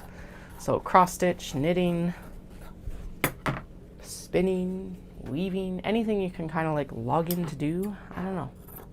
Weigh in. If you're watching this later, this is being recorded on July 6th, 2024. If you're watching this in the near future or the near past or whatever, that makes it sound like I have a time machine. Wish I did. Let me know. I would be interested to hear what people's thoughts on that are. Or if you've participated in one, what you loved about it, what you hated about it, what was kind of like about it, all that sort of stuff. Yeah, I think it would be fun, right? And like maybe a little bit more personal. I don't know. Yeah, let me know what kind of, like, if you've done it, what the kind of details are that you enjoyed about it was. And this could be more of a like face cam personal time with you guys if you wanted to get on face cam and stuff like that and actually just have like a chattery knit night. It would be good for me too, probably too, because it would mean that I would actually do something outside of work to hobby. But I also would like it to be something maybe that is more exclusive, so offered through Patreon or something. I don't know. I don't know if that would be kind of a dick move to like charge a Patreon fee to join a knit night. That would be my concern about it. Like, how would that come off? That could offer like, as much as I like be like the newsletter, people get the first dibs. The Patreon people could get the first, very, very, very first dibs on products. They could see the unedited photos or something. I don't know. I could figure something out, I'm sure. Okay, I'm going to plug that steam press in. And then I'm going to go upstairs and do the laundry because, hey, you got to know everything that I'm doing right now. And then I will be back down, let's say around 2:45 to 3 o'clock. So in about 15 to 30 minutes, I will be back here.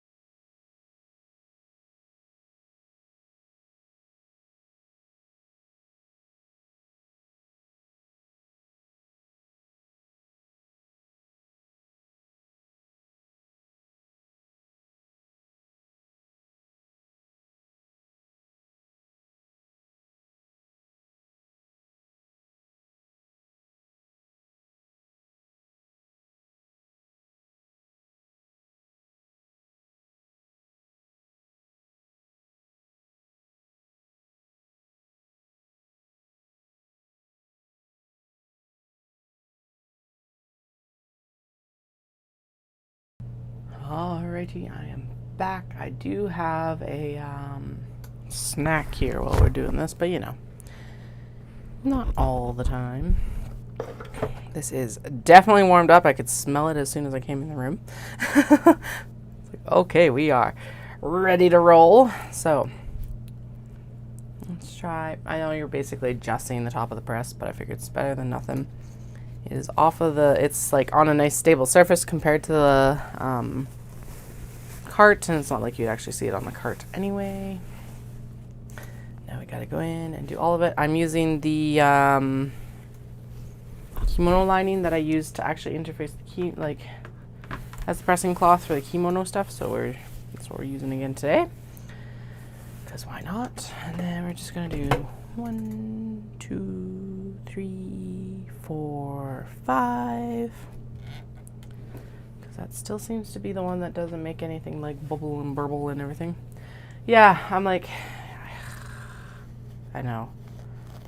So I'm I guess the part of it with the knitting thing and the Patreon thing is I'm like looking at different ways to try and like monetize, unfortunately. As much as I'm like, I love making the bags and everything like that, but I understand that like a commitment to a bag is like a lot more than also a commitment to a smaller purchase, even if that like if that is a subscription. So that's why I'm like, what could I do that would be appealing for people to actually like invest in Patreon, a Patreon for me. So it's like, although like the knit nights could actually be something that is offered. I don't know. That's where I'm at right now. I'm trying to look at ways to like broaden the income availability. So I'll figure it out. Should start designing knitting patterns again or something. I don't know. I do have a mitten. Actually, yeah, I have a mitten pattern I should finish. Basically, I'm just knitting a sample right now. I've had it on the needles for far too long, and it just needs to get finished. It's inspired by Japanese manhole covers, which is super cool. But yeah, because they've got like a bunch of different patterns. I'm like, this is a nice, simple geometric one. So probably should do that sort of thing. So I guess I might be looking for, man. Yeah, I need to get that out for, I was going to say Knit City. Knit City's not a good month for mittens, though, this year because it's August. But I probably should get on that and get it knit before September, I guess. September would be a good time.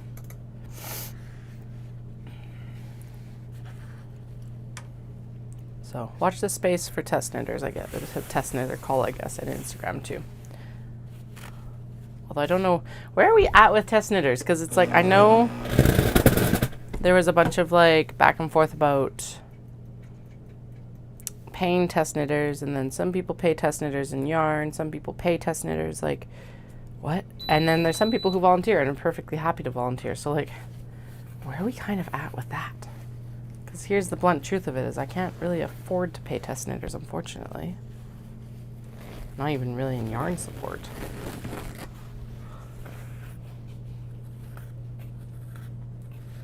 Yeah, that's true too. It would probably, just given everything else, it'd probably be like once or twice a month. Just given kids and Dallas's schedule and everything like that, right? So, and that doesn't have to be the main bent of it either. I could figure it out and then, I don't know, branch out from that into like subscription stuff. I don't know. Just thinking out loud, I guess. I do have plans up my sleeves, but they are plans that are like 3 to 4, 5 years till fruition sort of thing. It's not something I want to rush. It's something I want to do properly. And like that would be a way to broaden it as well, but it's like, and I know there's a demand for it, but it's just like, I am scared. I guess that's the key to it. I am scared about it. And how to do it. So I got to get over myself. That's the main key right there. Whew, that one smelled like Obi, that's for sure. Yeah, but anyway, yes, I am 100% getting in my own way. And I do know that, but it's like, some things are definitely scarier than others.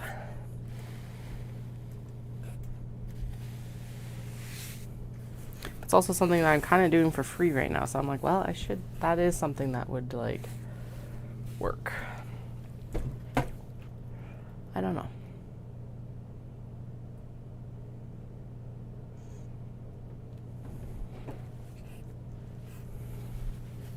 It's also just that, like, annual reassessment when I get bored occasionally of, like, not occasionally, when I get bored of, like, what is this what I want to be doing? I really, really, really, really enjoy this. But what else could I be doing to supplement it as well? And the frank assessment of, like, is this what I want to be doing? Because, like, it takes a lot of time. It takes a lot of time from the kids. Like, it takes a lot of time away from Dallas. And our relationship. So, just that too a bit. I don't think it's a bad thing to recognize that either, but yeah, that's where we're at right now.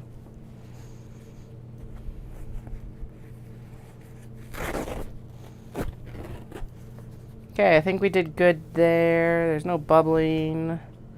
They're both adhered. Yay!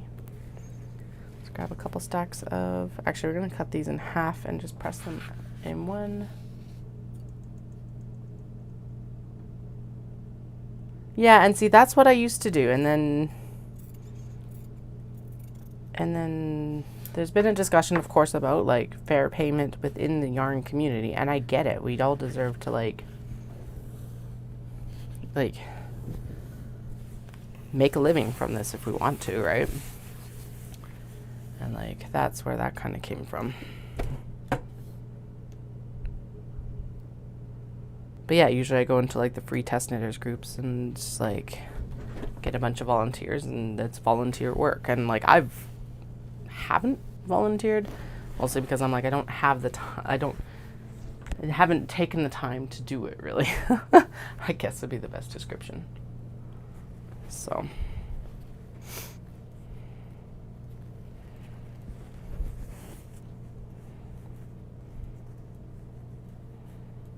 But that's good to hear that that's still somewhat the main thing.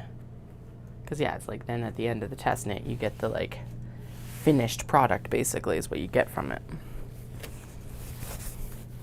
And at least the mittens are super simple, because they would be two skeins of fingering weight yarn. Or like 2 50-gram skeins is the idea. And then it would be a chart, essentially, because, like, it's color work. So writing out color work doesn't really work, unfortunately. I don't know why I keep doing it this way. It's gotta go this way and come out instead of, like, going in. But all right, we're here. It's getting done. Remind me that I'm doing 3 layers at once when I'm sewing, and I'm like, why isn't this interfaced, adhered? I think what I'm going to do is I am going to go in and I'm going to press it on the back just quick, because that'll help just finish it off nicely.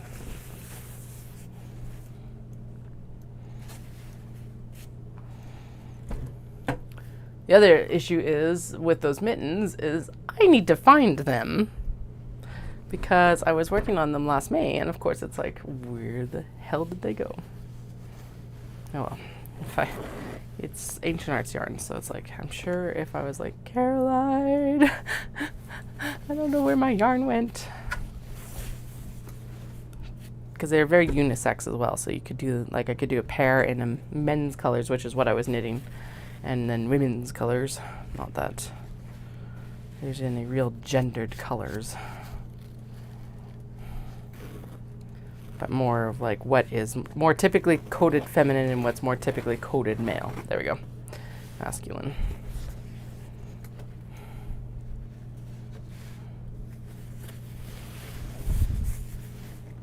Go. 3, 4, 5.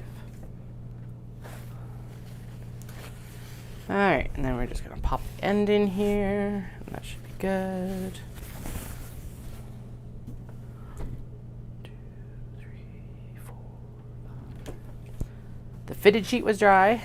No, the flat sheet was dry. The fitted sheet still had a little bit of time in the, like, because it got kind of folded up on itself. So I was like, oh, okay, that's fine. I'll just open it up. Mattress protector need a little bit more time to dry too. But the quilt is now out, chilling, waiting to get, like, dry. As long as we don't have a massive thunderstorm come through this afternoon. It is Stampede week after all, so who knows. We'll see what happens. There's a horrific, not horrific, but like insane thunderstorm the other night. There's a strike of lightning that actually woke the kids up. They normally sleep through the storms. Like, I don't normally have to worry about them. But yeah, it woke both of them up, and they're like, came out of their rooms, and poor kiddos. But it was like, pretty sure it hit just down the street from us, sort of thing. So it was like flash boom right overhead. It's nuts. Okay, we're gonna do 2 sets of handles here because I'm the boss of the fabric until it's the boss of me. And I'm gonna trim this one down. The nostalgic scenes, mostly because that is a very generous handle that we don't need. Go. If later in the week I go crazy and do some Scrappy's coasters, please don't judge me.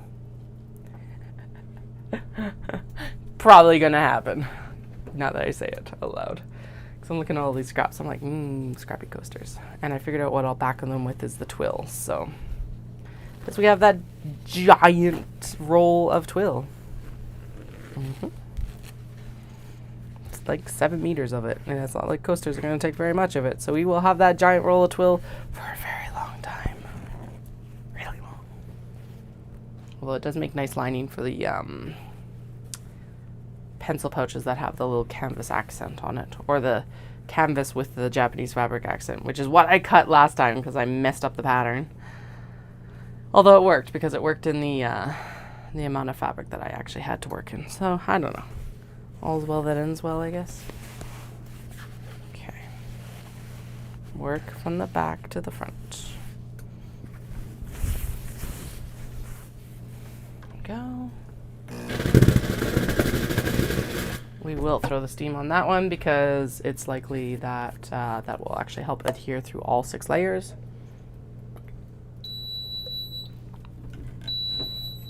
And because we're doing 6 layers, i.e. 3 layers of fabric and 3 layers of interfacing, we're going to do the full time because that didn't bubble. Yay! Success. So far, success.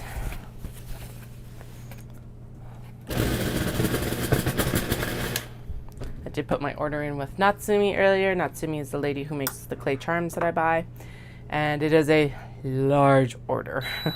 So I told her, I'm like, please don't worry. Can't get this all done, get done what you can get done. I'll pick up what I can in June, and then I'll pick up, because that's going to be the next solo trip. And then we're planning to go with the kids in February of 26. So, like, then I'll come and pick up the rest of it in 26, and probably order more, because, you know, why not? Poor woman. She's probably like, oh my god. I do know that she asked me, she's like, these are that popular in Canada? I'm like, yes, because you can't find this sort of stuff in Canada, or at least not easily, and not in this style. Oh, I added a new video to the videos I talk about in live stream playlist, and it is a really interesting watch because, I don't know, what I always hear is people are, after they've come back from Japan, a lot of the things I hear is it's like, I wish we had kombini, like Japan has kombini, like the family marts and the Lawsons and everything. And I didn't know this because one of the big chains in Japan is 7-Eleven. I thought it was American owned, but no, it's the American 7-Elevens are actually owned by the Japanese company. Ooh, sorry, that was loud, even on this end. Anyway, so what they've been doing is they're actually updating the American stores to be more like Japanese stores. Finally. And I'm like, oh, so does that mean that even in Canada we're going to start getting, like, stuff like that? Because that would be, like, it doesn't have to be the exact same. But, like, some more of the fresh stuff would be nice. Or, like, more of the, I don't know, just more options that aren't aren't what you typically expect of a North American like kombini, I guess. I can't even describe what that would be. Cause like, although actually I do think they have been improving, because realistically when I think about what they have in like the Sev that just opened here in Cochrane a couple of years ago, and what I would typically find in Japan, it's very similar, I guess. I don't know. Yeah, maybe I can't exactly describe what I would be looking for, but it is really cool to hear. Although granted, when I'm in Japan, I don't normally shop at 7-Eleven. I usually go to Family Mart or Lawson anyway, so like those are comparable but completely different kombini chains. So, you know. What was it across from? I'm asking you guys like you would know. I think the one across from Kansai Gaidai was I think there was a 7 a Lawson within like walking distance.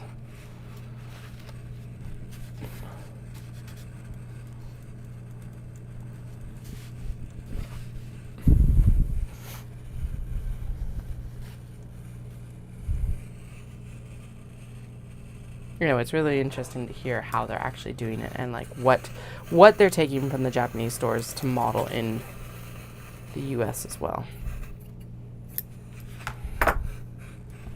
I think most of the time it's mostly like stuff like they want the people, at least how they were explaining it, is like they're trying to change more into maybe like more like a corner store. And I guess that might be the closer description of what they would be like in Japan as well. Because it's like a lot of essential items, obviously at a convenience store price, but not at such a markup that it's like, oh, I can't do that either.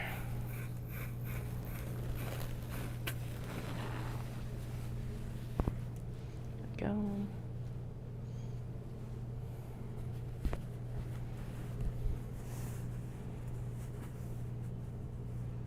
So this is where it bites me in the butt, not knowing how many of these we have to do, because it's like, all right, how many of these do we have to do?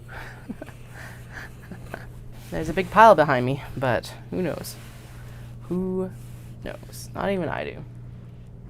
There's a lot. Like a lot. And then we still need to do the mini travelers as well. So maybe it's snack time. I might mute the mic while I'm doing this and snacking, just so you don't have to listen to me crunching away, and then we'll come back once I'm done that.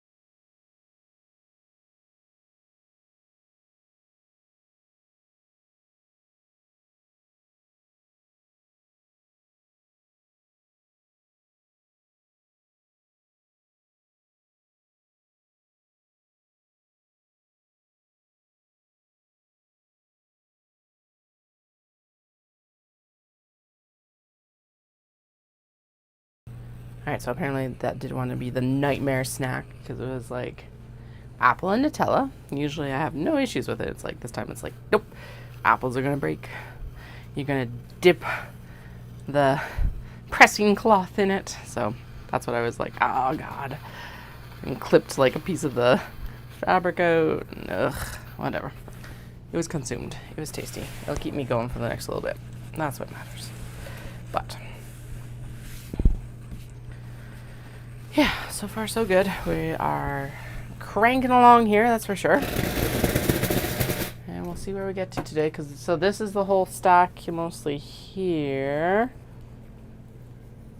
And then some of it that isn't already cut up because I was dumb and didn't cut it up to begin with.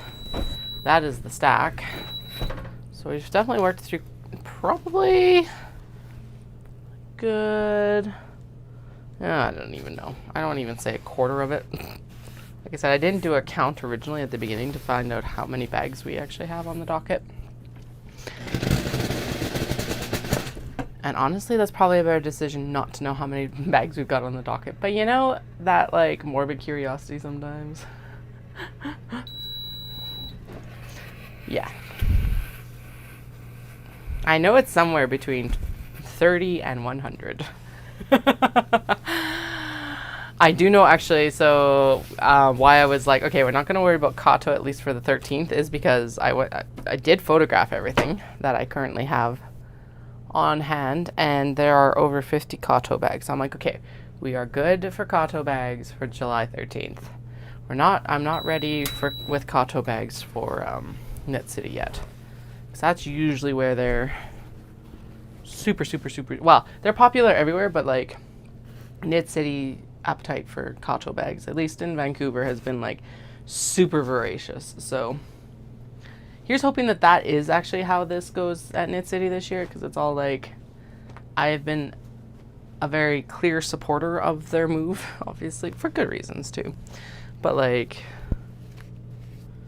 I hope they haven't shot themselves in the foot. So I do know that there has been a lot of discussion about it not being in Vancouver this year. But I'm like, I don't know. It's one of those tough decisions, right? I think it's a good move, personally. For like on many different levels. But I can see why people are upset too.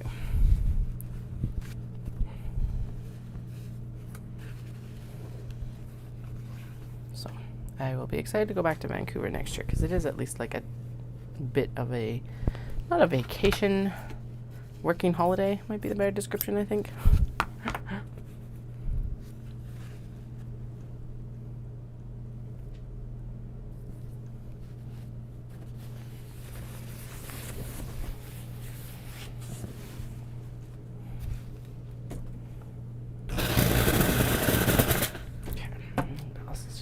That they're on their way home. I guess it is 3 o'clock already. Holy.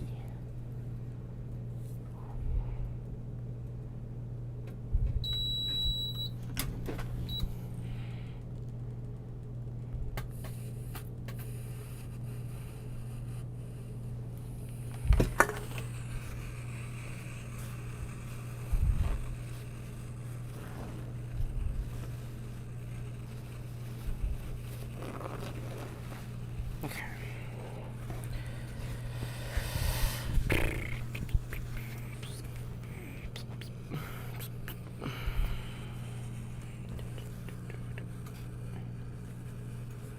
Okay, so these two rolls right here are the two that we haven't like cut down into the thirds. So we'll do that after we're done all the ones that are currently cut down. And maybe we'll do a quick breeze through of the pile and just, like I said, out of morbid curiosity, see how much longer we have to do here, or how many more we have to do. Why not? What else are we doing today?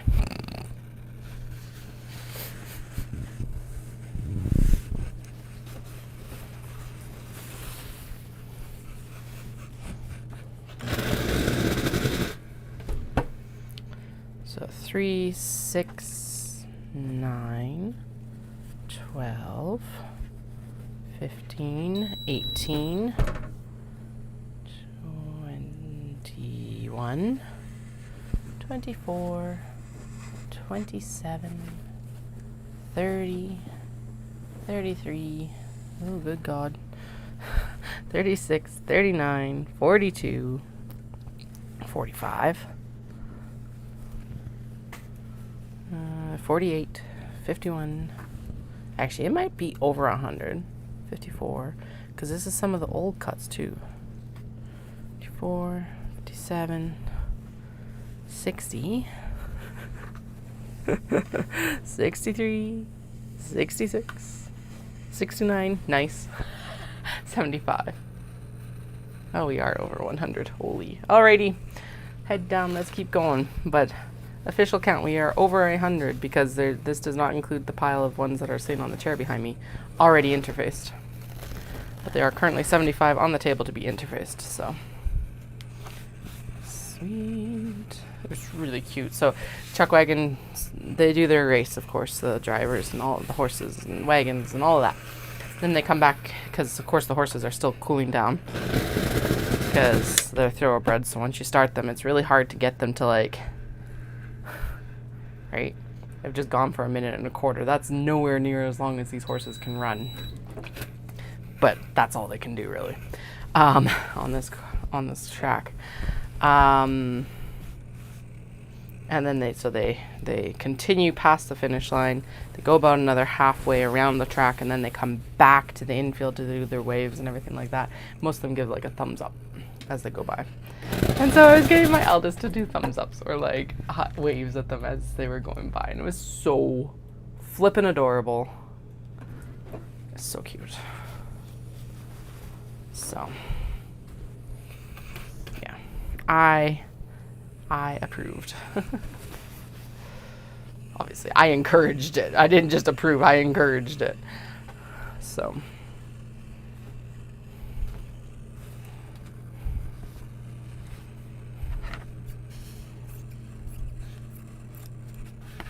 We've been doing tarmac tickets for the past couple times because it's like I think they're up to $20 a piece now or something like that, which is not bad when you get free entry. Because going into the stands starts around $65, and those are terrible seats. The tarmac is like, and when I say tarmac, it's the standing room. But anyway, yeah, this like $60 tickets. They include your entry into the grounds, and they guarantee you a spot, which is nice. Those are the benefits. But the seats are worse than like the day seats / the standing room.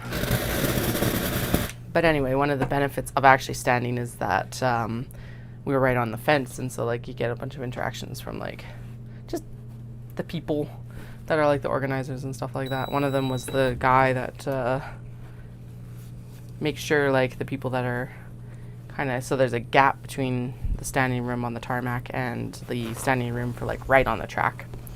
And the one that's like right along the track is for people that chuck wagon committee and everything wants to be on. But yeah, we had to chat with him last night, so that was super cool. And just different interactions, and like different interactions with the drivers than if you were up in the stands too, which is really cool too. Although there's like a private dining experience there, and then you get to go out on a private balcony kind of thing and everything like that, and that's something I really want to do eventually, but it is something we will have to plan for, because it is it's private dining and chuck wagon seating costs as well. And once the kids are old enough to be like chilling with our my in-laws or something like that. Okay, I'll just do a generalized roll around here, make sure I'm not missing any chats. No, we're good. Everything is coming through good today. And it is still streaming to Twitch right now, which is good, because I don't know what happened where it wasn't doing that for the last few weeks, but apparently today we're all good, so we'll just roll with it for now. Alright.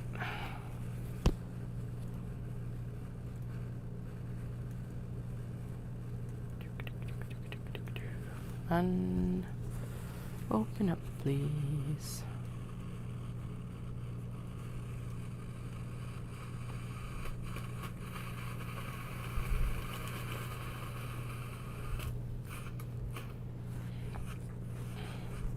Well, you're gonna go on top because you are wrinkly. So you need the pressing action and the adhering action. Okay. Get everything lined up as well as I can. In you go. Like this. Sweet.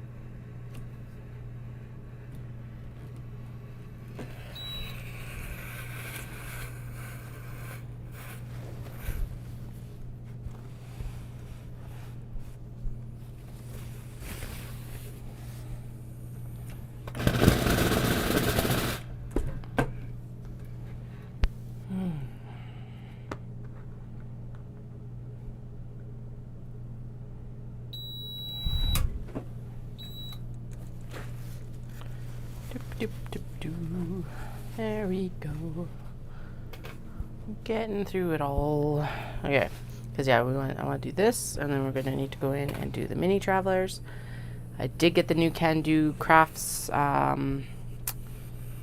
little phone wallet thing, which will be what I make for the maker bags, for like maker market bags, for like the terminals and cash and coin. That'll be something that goes onto the docket after Ancient Arts pancake breakfast.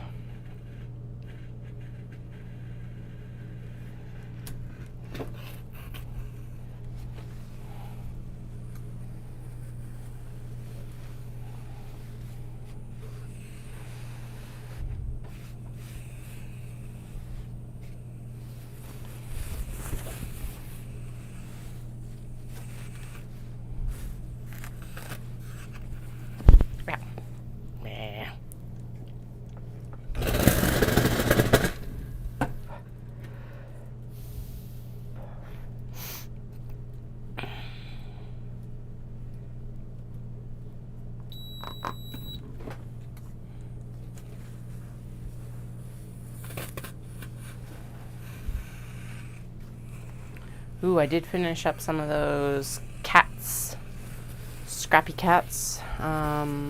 They did not turn out as nicely as I would have hoped. So I'm like, Basically, like, they look good, but my like free-form embroidery is not exactly my strong suit. And B, sewing two of them together to make like the little ornaments makes them really thick. Like, no, they don't look good. So now I'm like, okay, so I think what I need to do is I'm going to go in and I'm going to make, sorry, I'm just trying to clear off the chair so I can sit down again. Because realistically, I don't need to do the pressing action. That's what the steam press is for. Anyway, what I could do is I could go in and I could interface like a piece of twill and sew the twill on there. And why I would interface the twill is because I don't want it unraveling, because otherwise I would need to pinking shear it, and that just looks kind of sloppy. I don't know, I'm just not happy with them, so I'm like, okay, well, that's kind of a bust. I'm glad I tried it, but I don't know, just maybe not my style too. Who knows, right? Like, they're super cute when she did them, but that could just be me. So I guess the scraps will go back to being for like the blah-de-blahs, coasters and things like that. Whatever, it'll be back to whatever I can sew basically, and then the other scraps can go to other folks who do other things that need smaller scraps, because that's fine too. And I still think a book sleeve from scraps would be really fun. But again, it has to be like sewable scrap, basically. The cats were supposed to kind of take up the non-sewable or too small scraps, but whatever. That's fine too.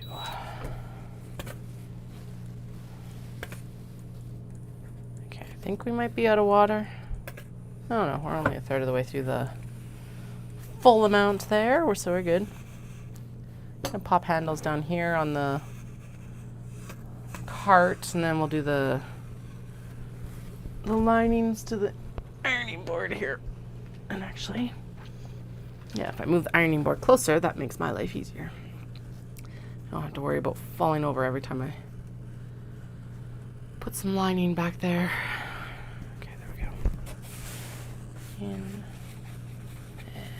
and down. And all I can think about is nap time. Oh, it means that'll be easier to go to bed tonight, which is good, because if, yeah, again, the whole get a good night's sleep before racing would be good. Instead of napping now and then not being able to sleep. Although that's never really been an issue, or hasn't been an issue very recently. I think the sleep debt is high.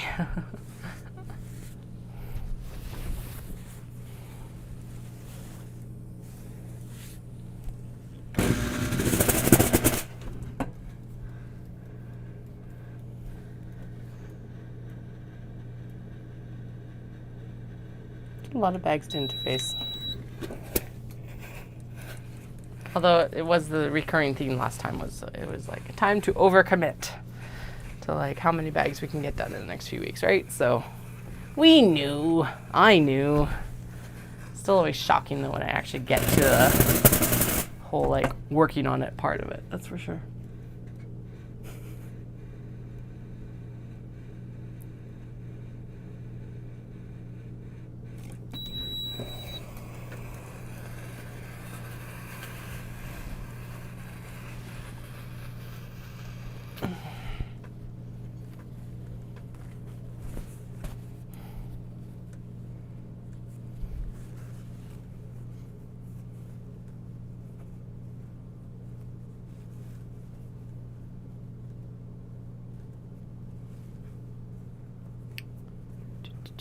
Line all the fabrics in the interfacing up, then shove it back under the press, under the press, under the press.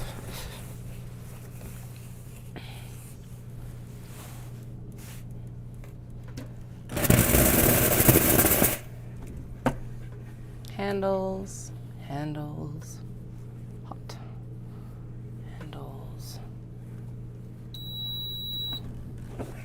Oh, and then we're, oh no, okay, so there's some handles. It looks like we head into a handle desert. Because yeah, I realized that there is like a whole stack of bags that don't even need handles because they're already been done. So like done and dusted and ready to go. Why the hell didn't I sew these earlier, sort of thing? I don't know, but they didn't happen. So they're getting sewn now.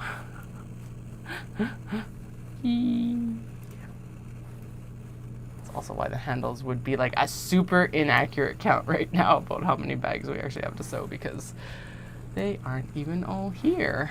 And the ones that are already sewn, if you're like, Katie, where'd they go? They're out on my sewing desk already, because I was like, let's get these out of the sewing studio so that we can just like tick along with what actually needs to be done today.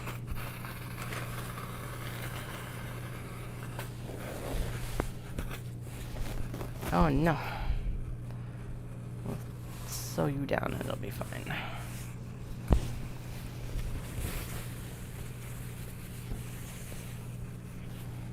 I'm sure this is absolutely riveting with you just being able to stare at the steam press with the like 10-second beep.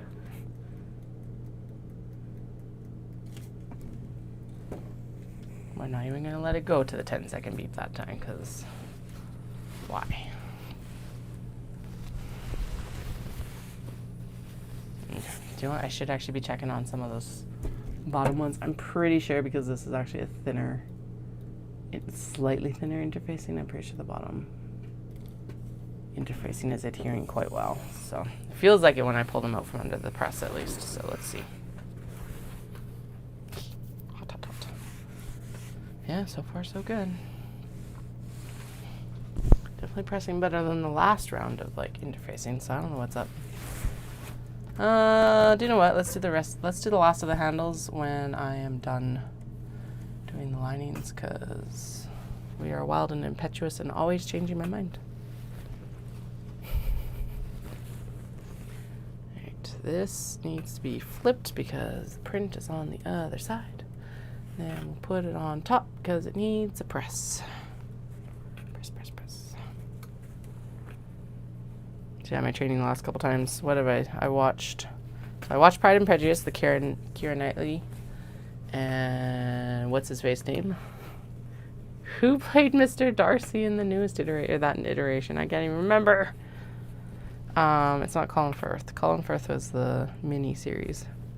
Ugh. Anyway, what's his face? And then I watched him finish Little Women, which is hilarious because as I was watching Pride and Prejudice, I'm like, I kind of want to watch Little Women. And then it's like Netflix was like, suggested for you, and Little Women was right there. And I'm like, well, meant to be. So did that, and then just restarted Devil Wears Prada.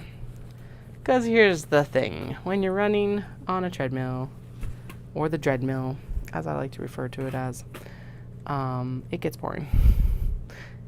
But at the same time, I don't want to watch anything new, especially anything subtitled, which is most of my Netflix list right now. Because at the same time, it's also hard to concentrate and like, and especially read subtitles while you're bouncing up and down running. So, English, first language movies it is.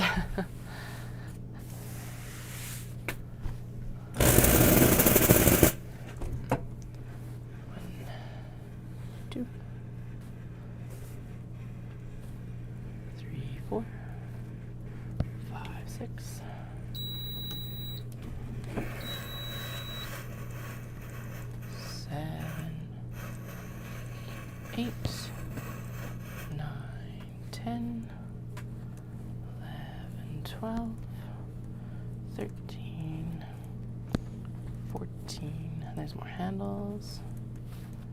15, 16, 17, 18, 19. Okay, yeah, that's about right. 19 times 3 is 57. So yeah, we've gotten 18 more pressed so far. 6 more bundles done.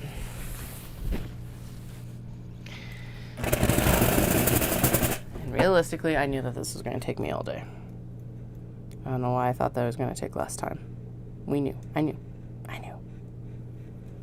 There's always that small voice of like, this is going to be faster than you think it is. No. It rarely ever is. Actually, I think the one that has been the most surprising for how quick it was. Oh, shoot, we're not done.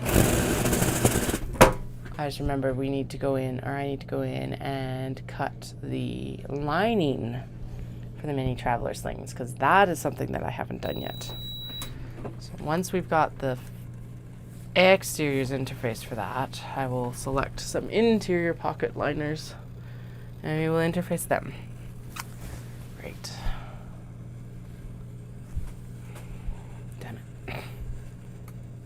I knew something was going too smoothly, because yes, this is time consuming, but it's going nicely. It's going well. Everything is, yeah, nothing go wrong now. Knock on wood. Please. Just let us get the small box bag linings done, and let me get my Mini Traveller pouch linings ready to go underneath as well. That's what I ask right now.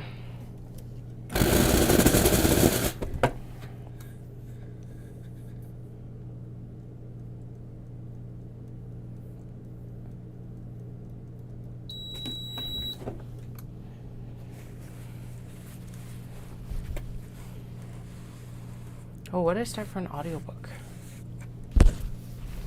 Oh, shoot. What did I start? I started something and I was in... Oh!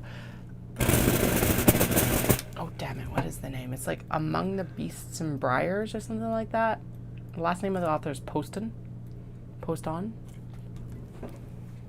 It's really good. It's like, yeah, it's YA, I think. It's reading like YA. But like it's a really well done YA. I mean, like I said, I'm enjoying it. I will take a look actually at what it's called and who the author is. Among the Beasts and Briars by Ashley Poston? Poston?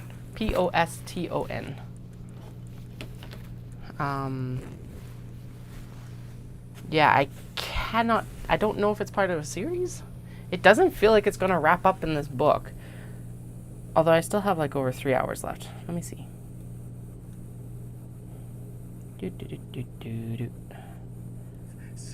No. About book. There we go. Like, how do I get to the information about the books? Ah. Oh yeah, so it's YA fantasy, fairy tales, and folklore. That's what it feels like. Fairy tales and folklore. Not fairy tales necessarily. More on the folkloric side, I would say. With fairy tale elements. Eek, eek. Did I just drop anything? No? Yes? No. Okay, we're good. Felt like I dropped like a piece of fabric or the interfacing. But it must have been the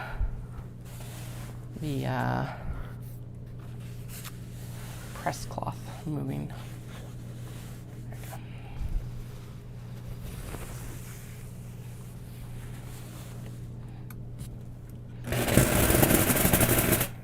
go. Anyway,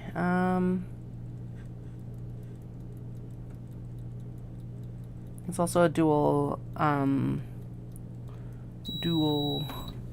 narrator, which is really cool and really good. And yeah, it looks like it is only one book, so I don't know how this is going to resolve in 3 hours, but okay. And what I mean by that is that that's what is left in the for the audiobook. So I'm like, okay, I guess we'll see.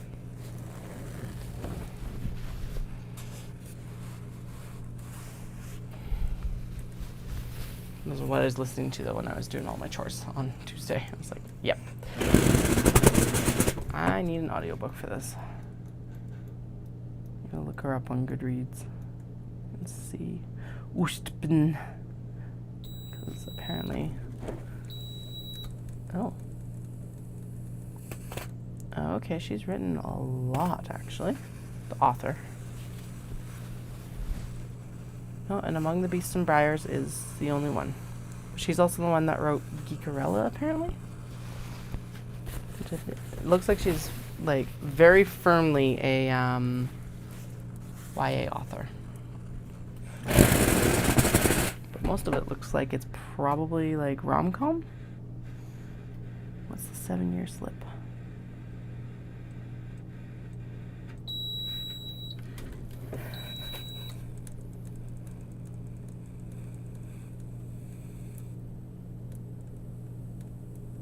Ooh, no, this is an adult one. So the 7-year slip has a really good synopsis actually on Goodreads.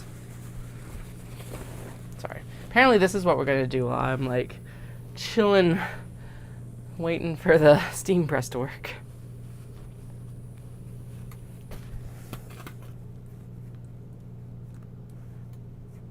Just line everything up and then I'll go back to reading about it. Anyway. I'll read you the synopsis for that one because that is probably the next one I will. Well, she doesn't have it on Everand, but I will actually go and get it from the library, hopefully. Especially if it's audiobook, that would be amazing.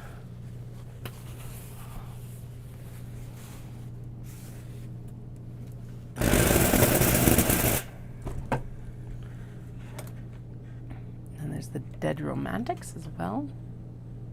Okay. Okay, let's go with the Dead Romantics first. Florence Day is the ghostwriter for one of the most prolific romance authors in the industry. And she has a problem after a terrible breakup. She no longer believes in love. It's as good as dead. When her new editor, a too handsome mountain of a man, because you know that's a good description, won't give her an extension on her book deadline. Florence prepares to kiss her career goodbye.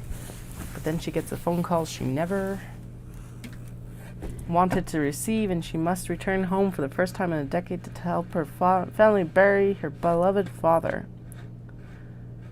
For 10 years, she's run from the town that never understood her, and even though she misses the sound of a warm southern night... Sorry, I'm going to transfer the fabric here so I can do this last one. And her eccentric, loving family and their funeral parlor, she can't bring herself to stay. Oh, of course. Even with her father gone, feels like nothing in this town has changed, and she hates it until she finds a ghost standing at the funeral parlor's front door, just as broad and infuriatingly handsome as ever, and he's just as confused about why he's there as she is. Romance is most certainly dead, but so is her new editor, and his unfinished business will have her second-guessing everything she's ever known about love stories. A disillusioned millennial ghostwriter who quite literally has some ghosts of her own has to find her way back home in this sparkling adult debut from national best-selling author Ashley Poston. Okay, that actually sounds really good. So that'll be... There's one for the list later. One to read. And then definitely the first couple sentences of the description of the 7-year slip was definitely one to read. It's basically, what does it say here? An overworked booked publicist. Apparently she likes book publicists. That's fine. That's a good trope. But the perfectly planned future hits a snag when she falls in love with her temporary roommate, only to discover he lives 7 years in the past. So that's what caught my attention with that one. I'm like, okay, that sounds really fun. Okay, I'm going to throw more fabric underneath and we'll finish that synopsis.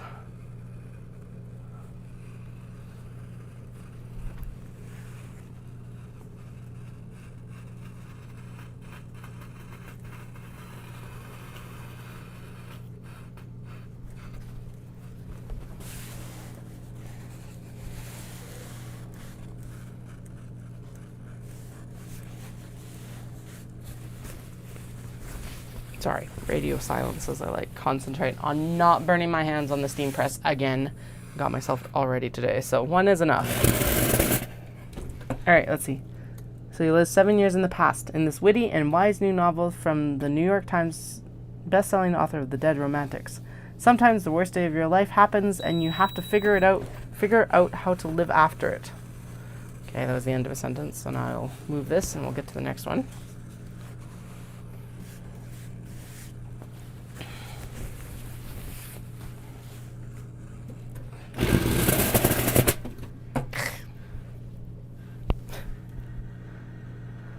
So Clementine forms a plan to keep her heart safe. Work hard, find someone decent to love, and try to remember to chase the moon. The last one is silly and obviously metaphorical, but her aunt always told her that you needed at least one big dream to keep going. And for the last year, that plan has gone off without a hitch. Woo! Shifted when I moved the cover sheet, the press cloth. Mostly. The love part is hard because she doesn't want to get too close to anyone. She isn't sure her heart can take it. And then she finds a strange man standing in the kitchen of her late aunt's apartment. Okay, there's a lot of dead people in these things. A man with kind eyes and a southern drawl and a taste for lemon pies. The kind of man that before it all she would have fallen head over heels for, and she might again. Except he exists in the past. Because of course.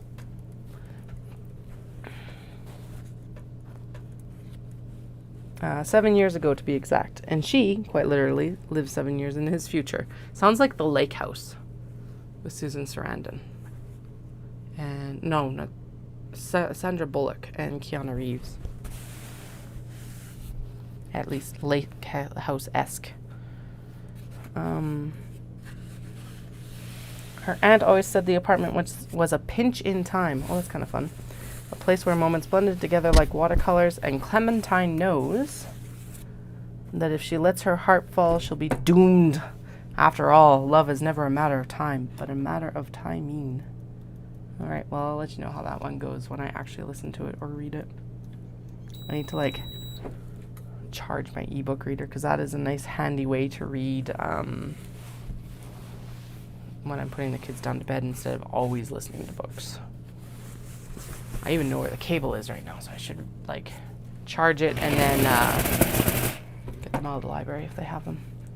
And she has a new one out, this like literally just published, a novel love story.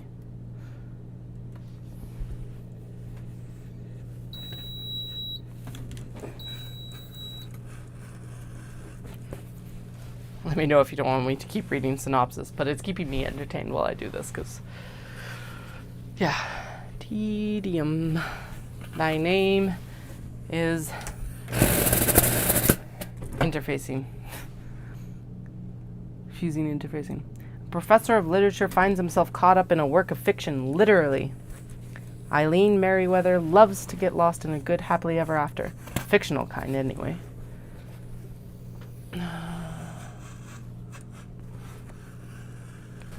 Around here.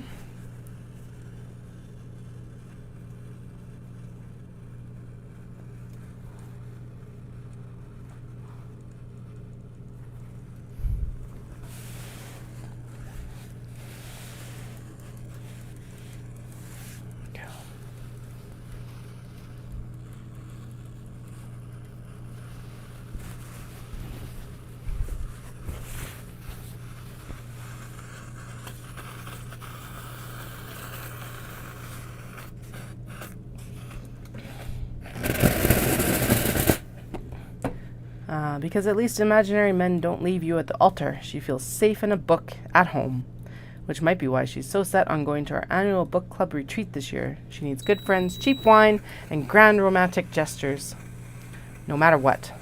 When her car unexpectedly breaks down on the way, she finds herself stranded in a quaint town that feels like it's right out of a novel. Because it is. Wait, what? This place can't be real, and yet she's here in Aloraton? The town of her favorite romance series, where the candy store's honey taffy is always sweet. The local bar's burgers are always a little bit burnt, and rain always comes in the afternoon. It feels like home. It's perfect and perfectly frozen, trapped in the late author's last unfinished story. Elsie is sure that's why she must be here, to help bring the town to its storybook ending. Except there's a character in Aloraton that she can't place. A grumpy bookstore owner with mint green eyes, an irritatingly sexy mouth, and impeccable taste in novels, and he does not want her finishing this book. Which is a problem, because Elsie is beginning to think the town's happily ever after might just be intertwined with her own. Okay. I think we found a new author to read a few more. And hey, we're almost through the stack. Oh, thank goodness.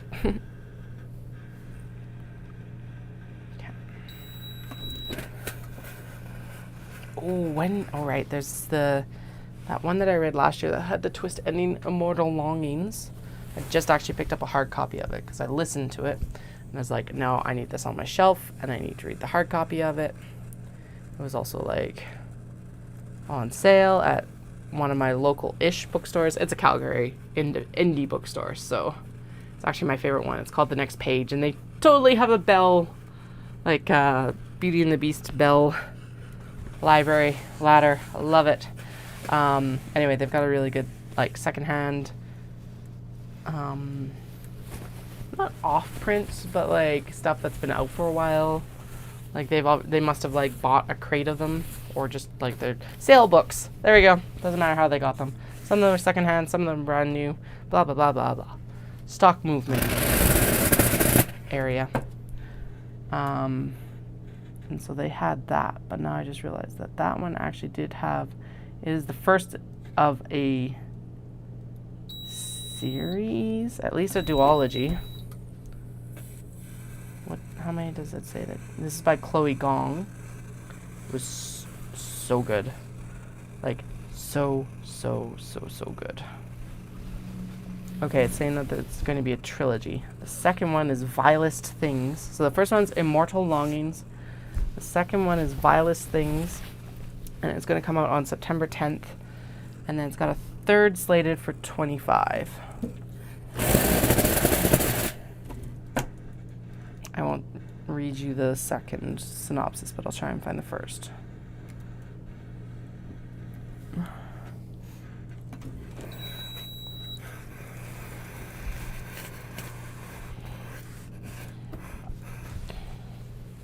Anyway, I think this is probably one of the best books that I listened to last summer. It was very fresh and just perfect. I think part of it is that it just hit at the right time for me too, but it was so good. So I'll get this done. So every year, thousands in the kingdom of Tallinn will flock to its capital twin cities, the San Air, where the palace hosts a set of games. For those confident enough in their ability to jump between bodies, competitors across San Air fight to the death to win unimaginable riches. Princess Kala Tulemi lurks in hiding. 5 years ago, a massacre killed her parents and left the palace of empty. I'm going to swap the fabric and then I'll read the rest.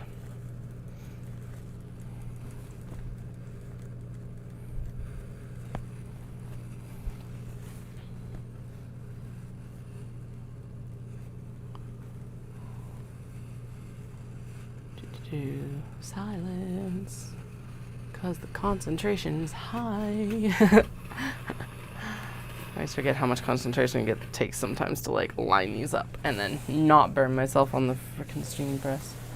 Alright, get under there. You know you wanna. Good.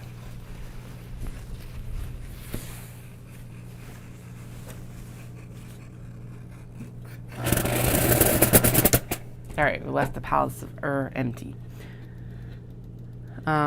And she was the one who did it. Before King Kasa's forces in San can catch her, she plans to finish the job and bring down the monarchy. Her reclusive uncle always greets the victor of the game, so if she wins, she gets her opportunity at last to kill him. Enter Anton Makusa, an exiled aristocrat.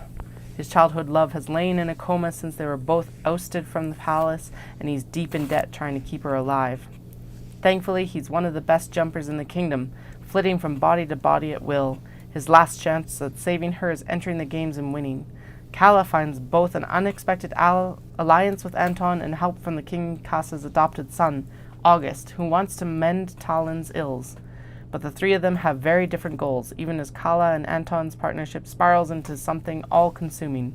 Before the games close, Kala must decide what she's playing for, her lover or her kingdom.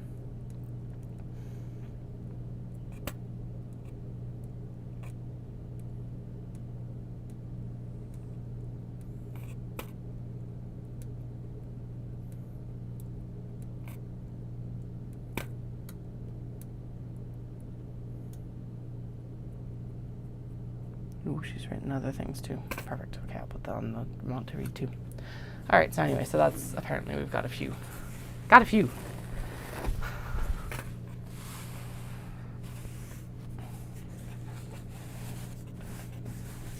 Now back to getting this interfacing adhered apparently.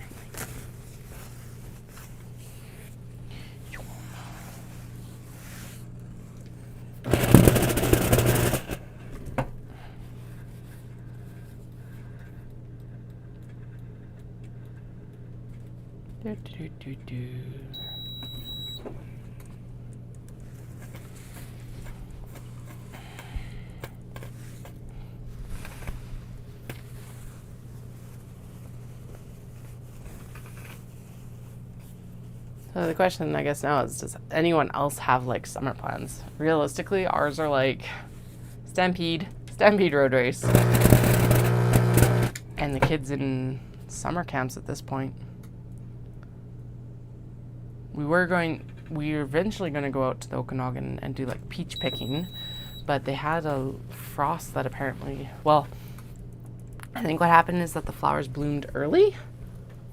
And then they frosted.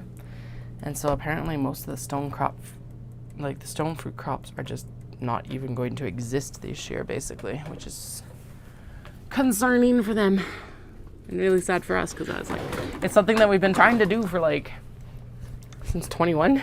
It's like that year we were gonna go out, and then they're like, no, because like they actually put out a travel advisory of like, don't come to the interior because we've had like so many infections. like a spike in infection. So it's like, okay, well, we won't go then. And then we were going to go in 22, and then it was those horrendous fires in BC. And actually not even the horrendous fires in BC so much as we didn't know if the highway would be open because they was jumping back and forth just outside of Salmon Arm. That's what it was. It was literally a fire on the Trans-Canada. And then, yeah, that was 22 because that's when we drove out for Knit City. Was it, or was that last year? Something else stopped us in 22. Can't remember what it was. Last year was the fire. Was it? There was definitely a fire because, yeah, it was jumping back and forth across the highway. I think it was 2 years of bad fires last year. Last year and the year before. And now look at this year, there is no crops. It's just like, oh. Actually, we're trying to figure out what to do because we're like, okay, we want to go to Victoria, but like if they're, Dallas has an aunt and uncle out there, and if they're not out there, then there's not much point in making a full trip out to the island. So maybe if we don't do that, if that doesn't work out, maybe we still just go to the Okanagan. And like, because I really want to, part of why I want to go to the Okanagan is because they're wineries, because there's a wine from Mission Hill I really want to get. Yes, I could buy it at a store, but like not the same as going to a vineyard. And the other portion of that is that the vineyards have also been affected. Obviously, they'll still have vintages, but most of the grapes are also not doing very good this year, apparently. I don't know why. But probably it's also related to the frost, so... yeah.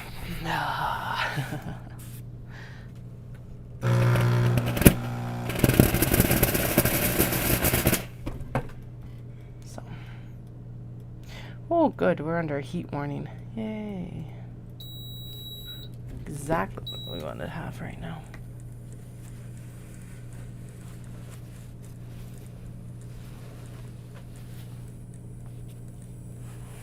It's like, looking ahead, it will be pleasant tomorrow. Oh, right. 22 degrees, feels like 25. Okay, that's about right. But what is the weather warning then? Oh, there's even a heat warning in for Canmore. I see, okay. Just high temperatures and not very low lows overnight.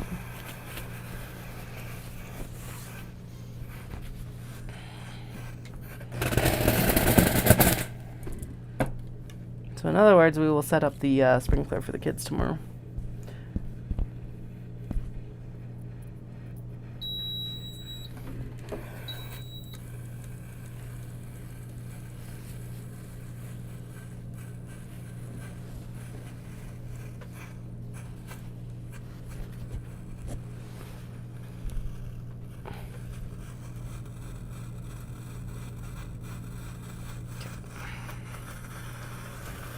Which we will have heat warnings this weekend, and then we'll have like massive thunderstorms next weekend. So that's usually the sides of it that we end up having.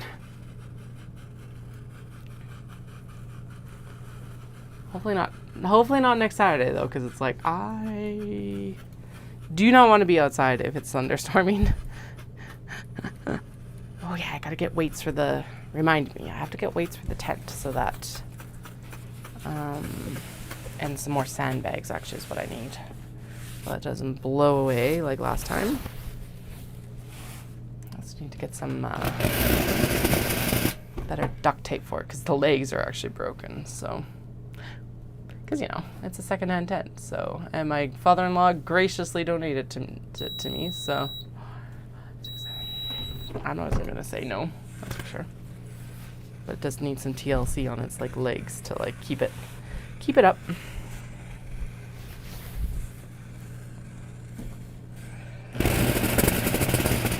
And some sandbags to keep it tight, like keep it weighted down so it doesn't like fly everywhere, sort of thing.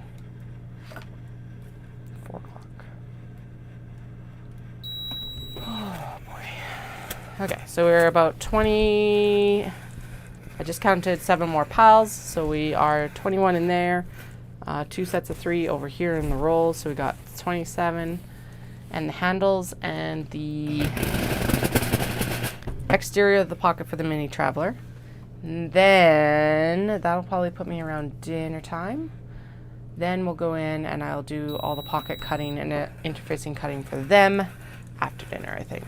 I will go on break for dinner, and then, yeah, am I going to come back on tonight? I'm going to work off stream. I think I'll just work off stream, and then the next time you see me, I will be in the sewing. Well, we'll still be here, I guess. I don't know. I'll decide here in a little bit. I was going to say I'll probably work on stream, but I don't know. We'll figure it out. So I was like, wait, the next thing we have to do is actually the zippers. But if I move if I don't move the zipper drawers in here, we could move the camera out, and then I wouldn't need to do that later. Not that you guys have to have a solution to this. It's just thinking out loud right now.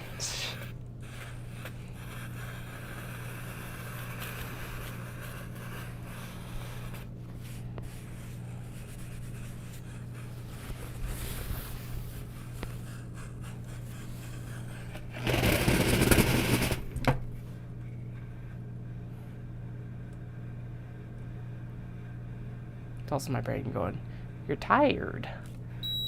You're tired. I don't want to think anymore.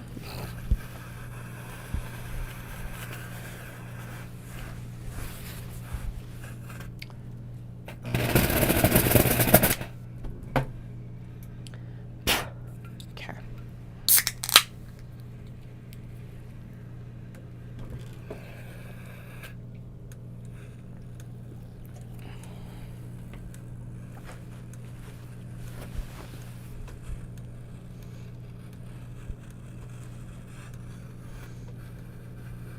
That one got a small line just where it was placed, so we'll just pop it back underneath. Make sure everything gets adhered here.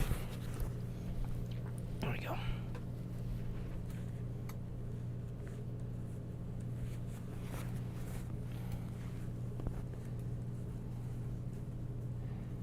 Pull up, get everything aligned. Ding, ding, ding. Actually, since we gotta wait for this stuff anyway, I may as well look for those books on Libby while I press these. Woo.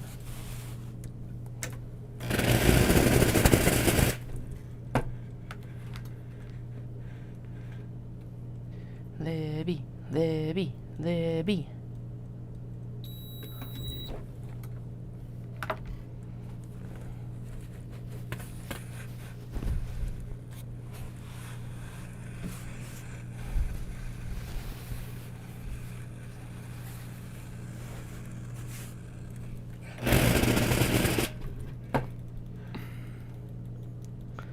Ashley Poston.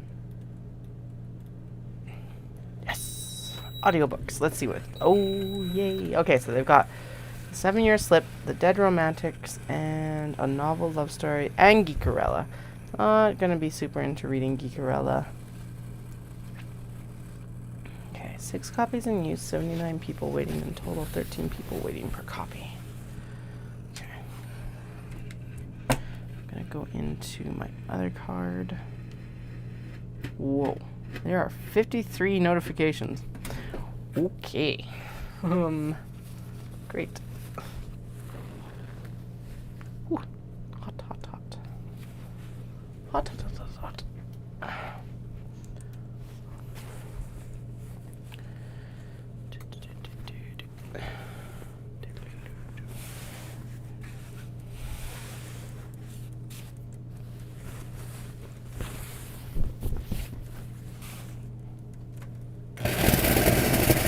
We're like so close to the end.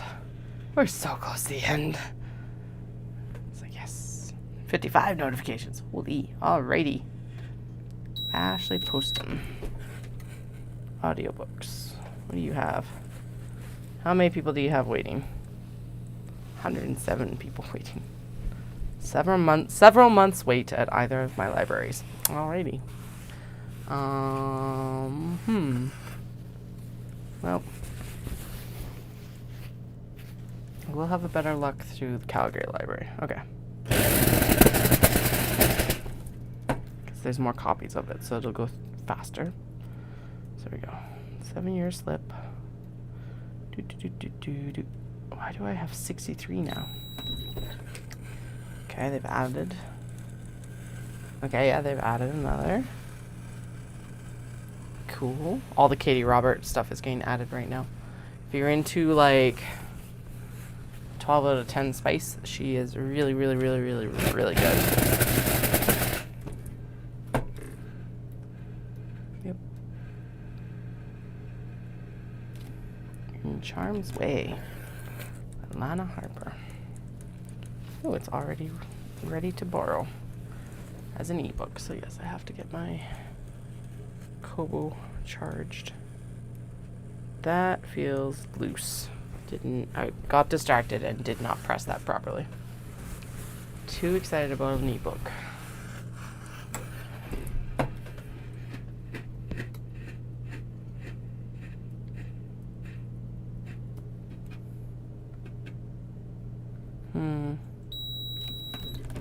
Maybe.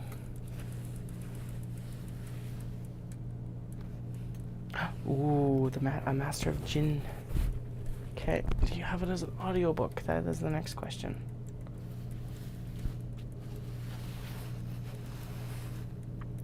Yes, you do. Excellent. Place hold. About 5 weeks. Perfect.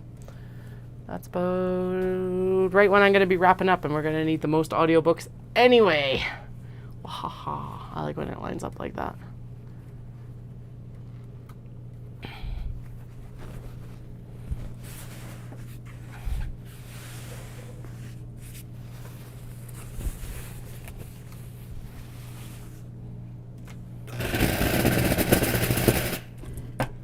This is the one time when it's like everything coming in at once for your library holds is like beneficial.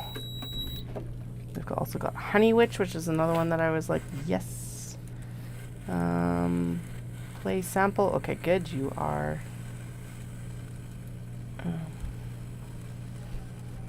You are an audiobook, which is good. That's what I'm looking for. Back and back and back to notifications. Notification list keeps like growing. Okay, that's another one in this series that I was like, maybe not. We're not going to do anything but those. I already did that. Oh, wait, can I just borrow it? Oh, no, that's the book version. I don't want to borrow the book version. Uh-oh. The kiddos are home. They probably... That sounds like they fell asleep on the way home. Yes! Okay, I haven't touched the second one yet, so no spoilers, but how are you enjoying the first one at least? Because, like, that is not a short book to tackle.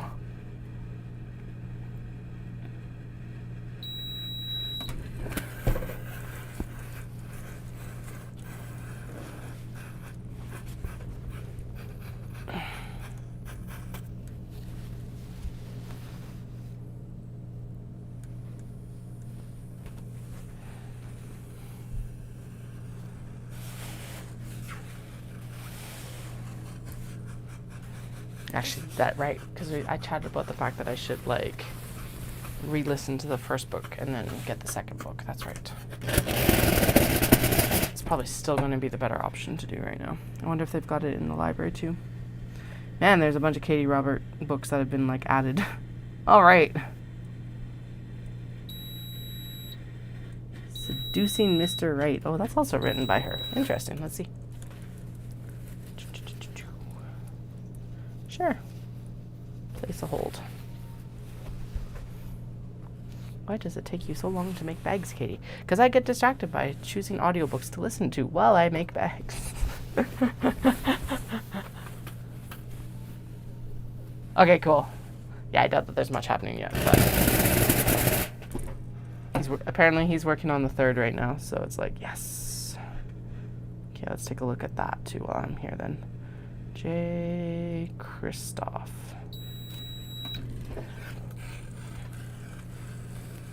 What audiobooks?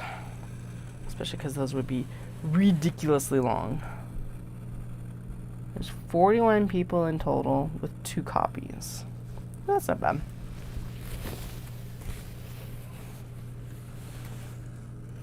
I think I moved that. Okay, done. I do know that the... Oh, actually, no, never mind. I don't know. It's like, I do know that this one's a good narrator, but I haven't listened to the first one. I read it, because I read it while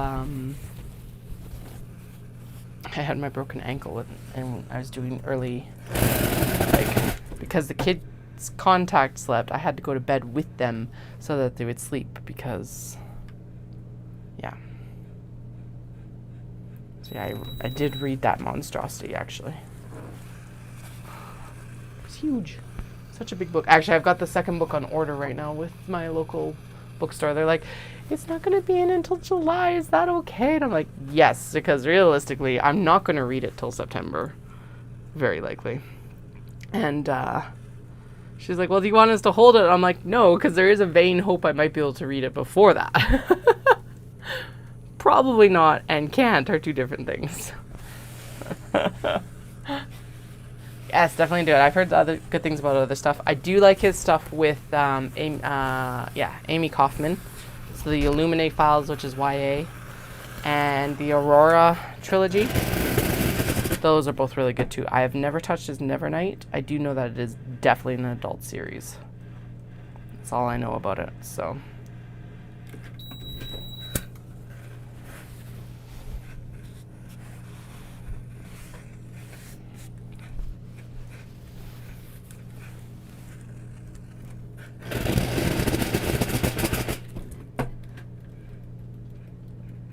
All right. Let's see. Now there's 36 notifications. More Katie Robert. They're just like, we have added all of the titles from Katie Robert. Bum,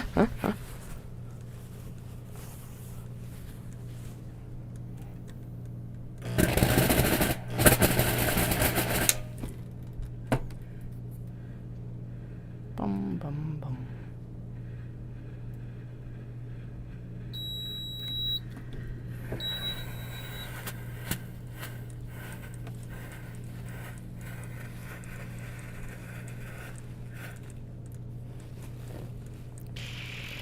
Hot.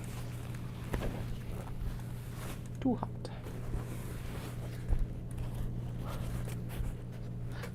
Right?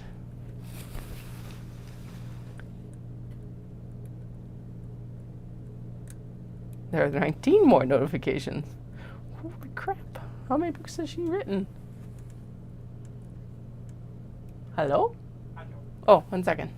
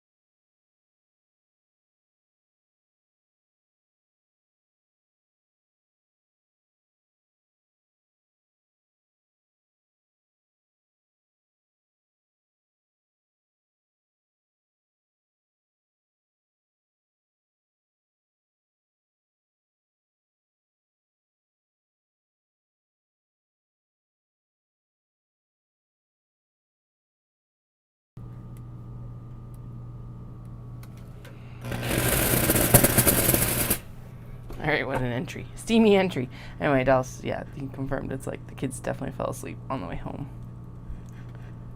And so they were upset when they got back in. He also walked in, he's like, it's kind of spooky in here. I'm like, oh, I guess with like the curtain behind me and the door now, it probably all gets trapped in this room. So we've cracked the window, because that makes sense to do. But, so if you hear the AC running, just know that's why. Okay, what do we have here for details for this one? The utterly uninteresting and unadventurous tales of Fred the Vampire Accountant. That's right, I remember that. And that one is ready to borrow. I can't even remember how I stumbled across that one, but it sounded funny. Go. All right, we are on the last two of the lining pieces we need to interface. Yay. Dallas is like, when do you want dinner? And I'm like, I don't know, 5 or 5:30. I'm hungry. So it's like, let's do it. Let's have some dinner soon. Ooh, the one I should actually see if they have is the next V.E. Schwab Fragile Thread of Power.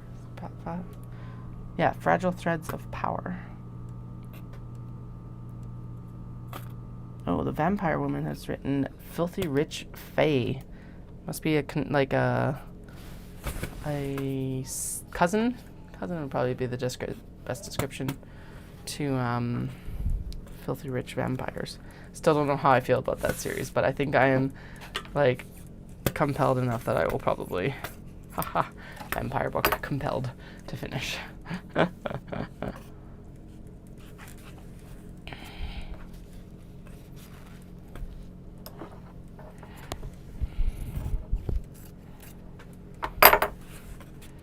Alright, I think at this point we can probably do like, let's do a set of 6 of these.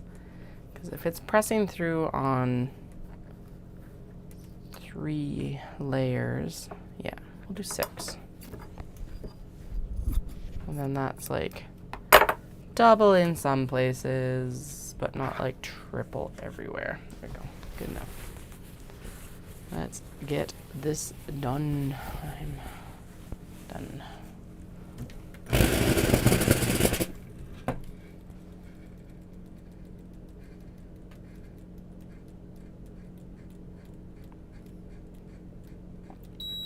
Okay, what else is there?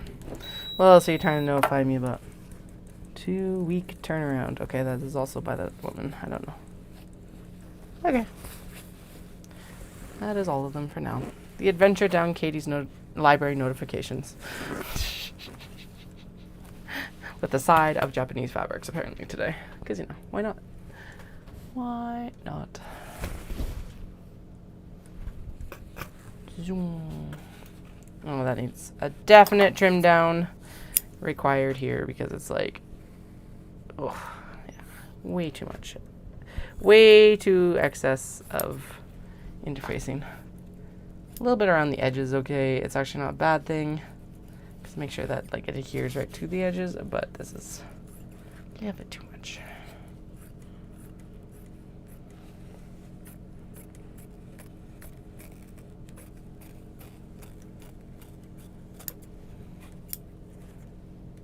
Alright. Should actually chug my next bottle of water. With the hope that staying a little bit better hydrated today will help the race tomorrow, actually. I think it will. Well, everything says it will. I don't know. Again, I'm not trying to be an elite. I just, yeah. It is kind of nice because, so basically I am mentally burnt out on running. Especially for the intensity of training we're doing. So it's like I'm training for the half at the beginning of September and then I'm done until like February.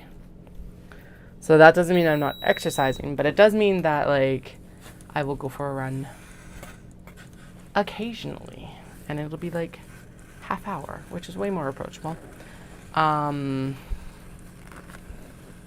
And I'm going to go to the pool and spin and yoga instead and like focus in on those. Which is actually a good thing because my shoes are almost done.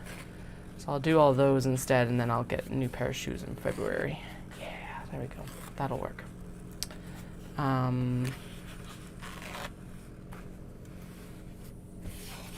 Cause yeah.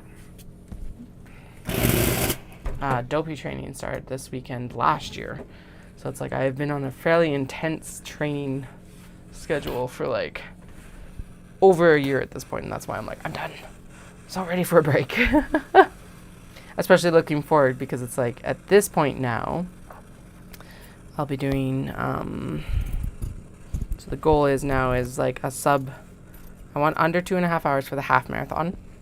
And then I want a sub 5, hopefully for Kyoto. So next summer, it's going to be, well, basically I'm going to train for the half in Calgary again in May. And then after that, go in and then start training for the Royal Victoria Marathon. Because that'll give me a good grasp of like how fast I'll be in Kyoto. And then, well, as long as I get in Kyoto. But I'm pretty sure it's first come, first serve, even for international participants. But the other reasoning is that then I get a full marathon training session while the kid, like in summertime when we have far less like illnesses going through the household. And then another full marathon session before February as well. Because Victoria runs in October. It's Thanksgiving weekend, so that's next year's plan. So looking ahead from that, it's like having this break this winter fall and winter is going to be integral to my mental peace, basically. Yeah, because I do the half on September 9th. Goal is to have, I want a 245. I doubt I'll get a 245 because it is a much harder course. But what I want to do is I want to have it sub 3 again because it is comparable to Fernie. And I want to make sure that the sub 3 at Calgary wasn't just because of like course difference. So I doubt it was, especially with another training session under my belt. But like courses definitely affect your timing. And anyone who tells you differently is bullshitting, so. And I was like, yeah, going to Kyoto will be like closer to sea level, blah, blah, blah, blah, blah. And then we looked at the elevation difference and it's like only like 70 to 100 meter difference. And it's like, oh, it's not going to make anywhere near as much of a difference as we anticipate. So that's okay. Osaka might because it's closer. I think Kyoto is actually quite a bit higher elevation than Osaka because Osaka's right on the bay. And Tokyo would be too. Those would all be lower elevation runs. So, we'll see. And actually, it's really cool because I messaged a friend. She's teaching English in Hong Kong. We're teaching in Hong Kong. I don't know if it's English specifically, but she's teaching in Hong Kong. Messaged her and I'm like, hey, do you want to like meet up in Kyoto for these like races? And then she's like, yes. And I'm like, well, do you want to race? And she's like, no. And I'm like, I don't blame you. But it lines up with her Lunar New Year holiday, which we've discussed about the flight costs and everything. But I think Kyoto is just off of it enough that flying out there isn't going to be too bad. And then we'll be like off of it enough coming home that it shouldn't affect flight prices too much. I hope. And I was like, so I was just trying to hammer out some details. And she's like, I won't even know my schedule yet. I'm like, no. I'm not doing actual planning until like next year. Don't worry. This is just a general, like, if I start poking around, do you want to like share a room or whatever sort of thing. So I won't start actually planning until this time next year. Don't worry. Dallas is like, well, if we don't get in the races, we're not going to go at that time. I'm like, but then no, we should because it'd be cool to see her and travel Japan with her. Like Kyoto. Although she was like, and if I go, I wanted to make a trip. I'm like, yes. Dallas won't have been for like 8 years. And the kids will have never been, and they don't slow us down very much. Don't worry. It is like, it's not a sit around the hotel room sort of thing, because that's not the type of travelers we are. At least not at this point. We might be in future, who knows.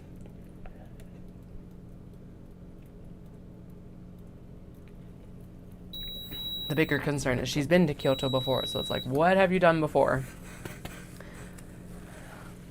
And I'm like, then I was like, and there's some non-negotiables, like I have to be at the temple market on the 21st.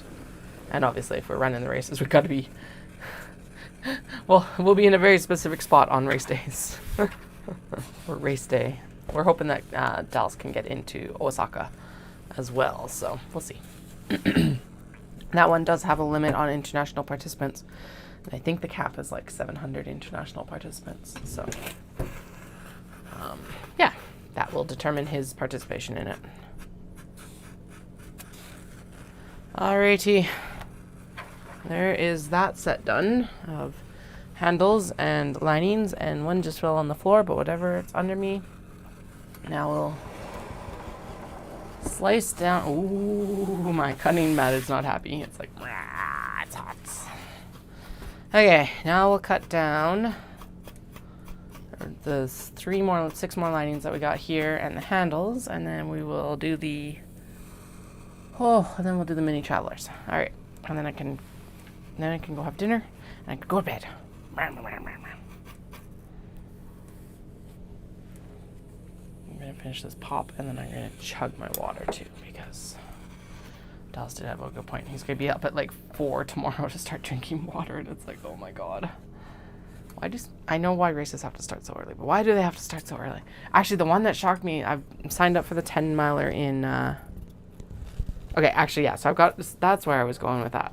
In September, I've got a race in Canmore, and then on September 9th or 8th or something, that's second Sunday of September. Not the Labor Day Sunday in September, the following Sunday. And then I've got a wild run like 2 weeks later, which is 10 miles, about 16K. So that's not too bad. And then I'm done.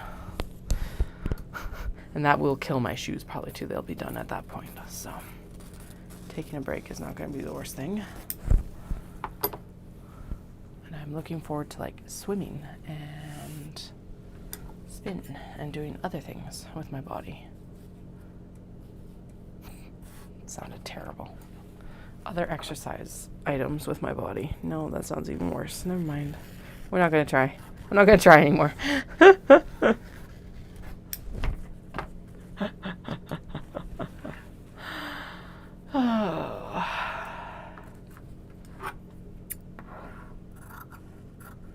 Okay, so there's one set ready to go. I'm going to prep both sets because that's just where I'm at right now, rather than having to move the steam press back and forth and back and forth and back and forth, right? Right? I think that's good. Now we got the strawberries. Flippy flips. I'm done. Yeah, and like I said, it's not like I won't run. It's just that I won't have to train and be training. And then I can focus in on a calorie deficit to get some extra, like a little bit more weight off, because that is really hard while running. Because like you gotta fuel properly to race properly, and it's like, no.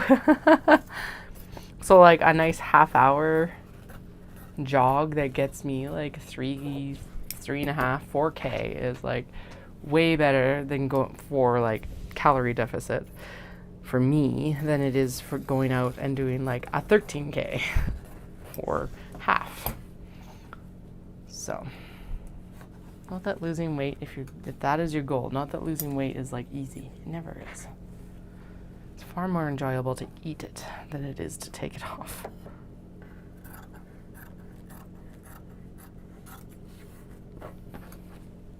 But we'll get there.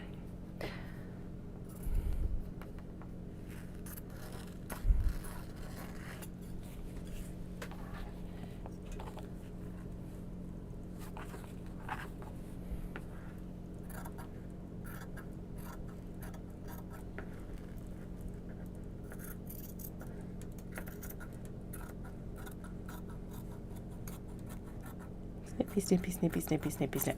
Yeah, handles ready to go. Now these are cotton linen, so I can't like overlay them too much, or at least I can't lay them over each other. We can put the cotton in the middle here though, and then we're good. And we'll do the rest of these. And then there's the pile of, I don't know why I didn't use the press cloth. So we probably have enough water in there for the rest of the pressing. Yeah, now they're all stuck to the top. Damn it, Katie. I need to like clean the sole plate here soon, because it is gunky. Ugh. I know that's a gross word, but that's the way it is. All right, let's get the hold back this direction. We'll get these guys pressed here with the press cloth, and we'll do the exteriors and then maybe what? Weird. Why'd you beep at me?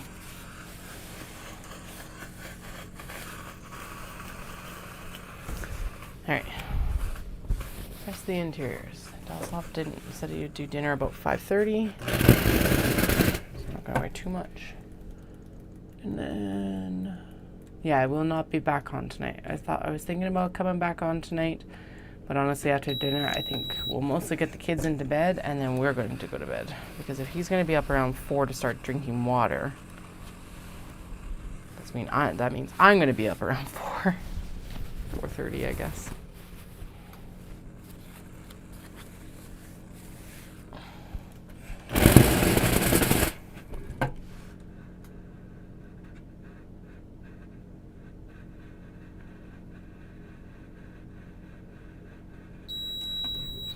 Actually, it's really cool because the kids are running the race tomorrow too. So I don't know what the distance is. I think it's like 300 to 400 meters, which is quite a bit actually. But they get they got a shirt and like they get the pancake breakfast and like all of the like bells and whistles. I'm gonna assume that they also get medals, like participation medals at least, if not like more. So that's super cool too. I really like the medals from this one because it's like, well, the one that actually gets given out the most is like a shoe with a spur on it, which is kind of cool. I don't see anyone use spurs anymore at the Stampede, but it's like a nice nod to it. And a few years ago, they actually had chuck wagon medals, and I'm like, yes, I love the chuck wagon ones. I want a chuck wagon one again. I didn't run a length. The chuck wagons only went up to the half marathon in 22 because this is our 3rd year running it. But yeah, they only went up to the half marathon, and I think in 22 I only ran the 5. So makes sense because that was the first year that I really kind of dipped my toe back into racing.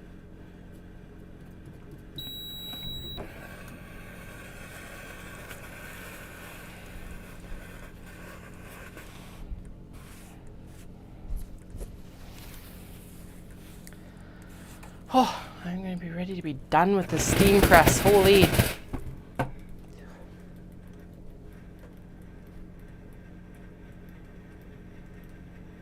Although we still got to, yeah, right. Okay, so we'll do the exteriors, and then we'll at least figure out the interiors for the Mini Traveller. And then we'll figure out what we need to interface for the Mini Traveller. Which I think is everything, like all the guts need to be interface to all the pockets, basically.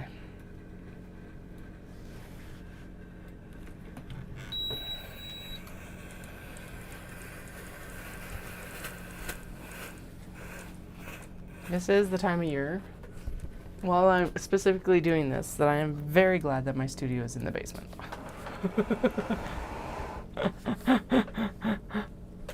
Ugh. And I'm not sticking to my chair anymore, that's for sure. Still very warm. Okay, now we're going to unroll the monstrosity that is the Mini Traveller Sling here, and see what we can do about getting this all pressed.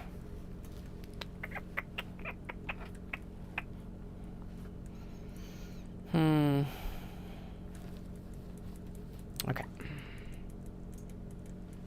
I think what we'll do is we're going to do that, and then I'll unroll more. And we got one more layer here, and that's where we'll start. Okay. These look like I'm going to individually cut them out, and then, right, because then we have to cut them down into the shapes and sizes that they're actually supposed to be. So let's just start by cutting out the square right here, because why not? Let's start here with the quilt cats. And then what I'll do is I will lay them out on the steam press, and we'll press like 2 or 3 at the same time. Zip, zip, zip. Done. 'Cause I think, okay, it doesn't fully fit on there, but it mostly fits on there. Cool.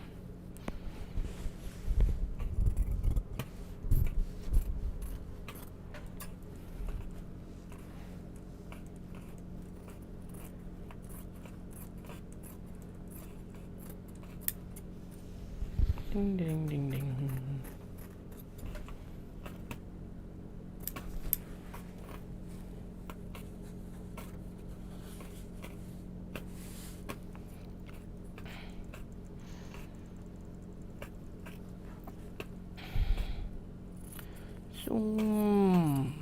Okay, there's a good set of 3. Pop the press cloth in there. Actually, I wonder if we could do 4. Nah, let's not push our luck today.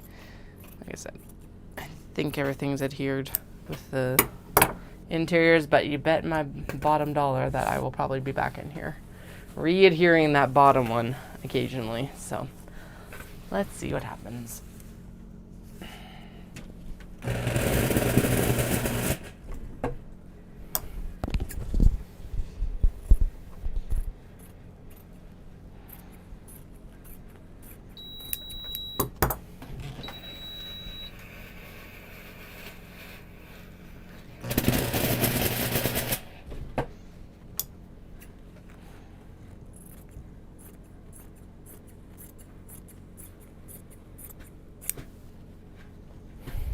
Okay.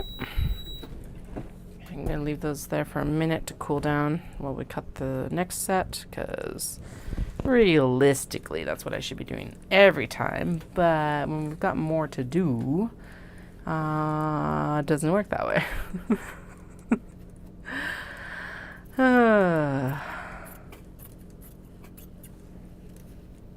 Plus then I don't burn my fingers every single time I go to pick them up. That's actually the bigger, nicer thing about it. Alright, patterned cats are clipped out. Cats with doilies. Noom, noom, noom, noom. Around we go, up and around there. Okay, let's get the next set off here. Or the first set off, not the next set. This is the only one we've done so far. Ugh, no. Okay, you need to be repressed because I...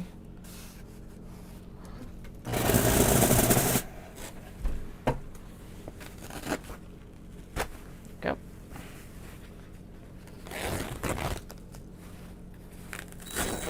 There we go.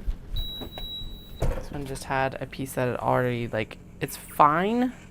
There's a rip in it, but it does need to be, like, adhered to make it fine, and it was not adhered, so now we're good. Okay, got the sheep and we got the kitty cats here.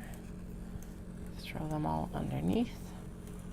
Patterned cats, doily, sassy cats. Throw the press cloth on. Done. Okay. Cut, cut, cut. Cut, cut, cut, cut, cut, cut, cut, cut, cut, cut, cut. Lift. Cut the sakura out here. It is going to be nice, I will admit to, well, not admit, but I will say it will be nice to just go in for these small box bag handles and just go. It's like one of the benefits to the box bags is just, is the handles. It's just nice and easy going. And just like sew them. And then they get top stitched afterwards, and it's just nice.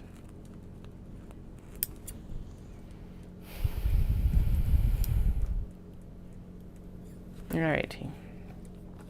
These are pieces that need to be cut out from this direction, and for some reason, I did not cut out the little black cat here,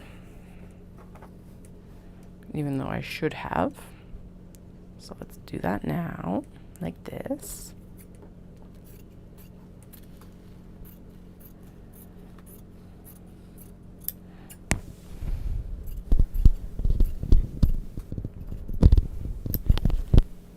I get why past Katie didn't want to do this at night, because I don't want to be doing it right now.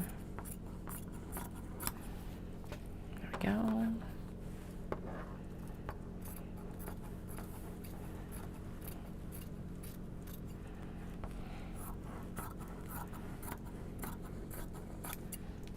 Lots of nice leftover pieces though for bookmarks and such.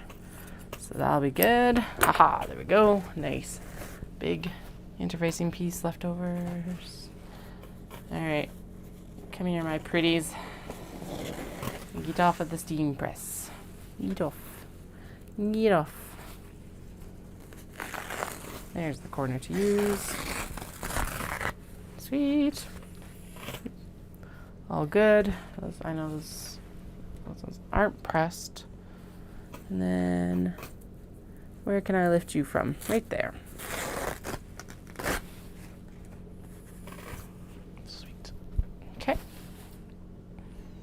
Let's do the next set here of hedgies. Hedgies are just going to go on by themselves because they are cotton linen and heavier.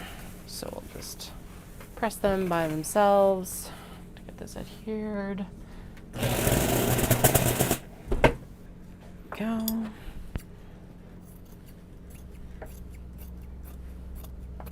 All right, we're going to super fussy cut this My Pleasant Company one. That's why it's such a large piece.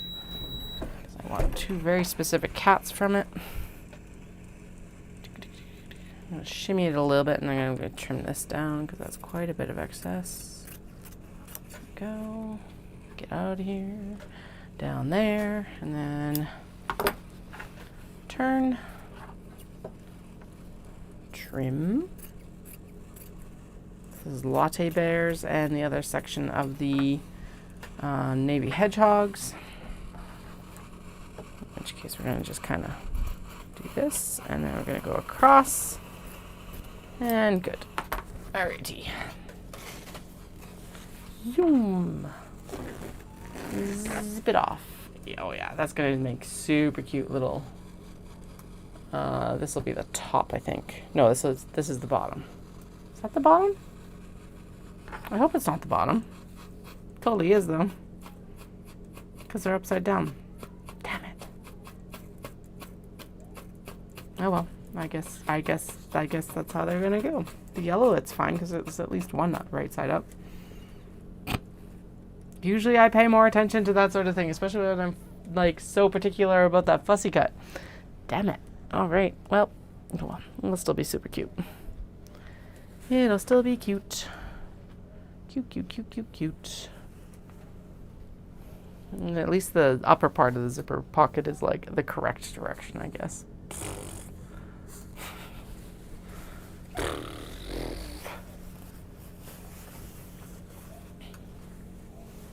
All right, get out of here.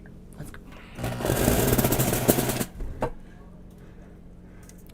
Some caffeine.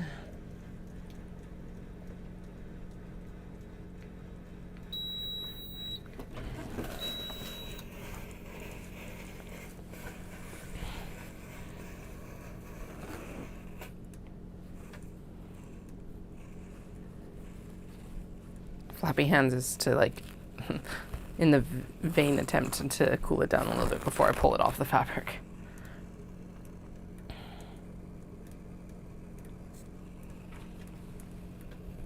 Alright, Dallas is starting dinner. It's gonna be spaghetti tonight, so we get some carbs before racing for tomorrow.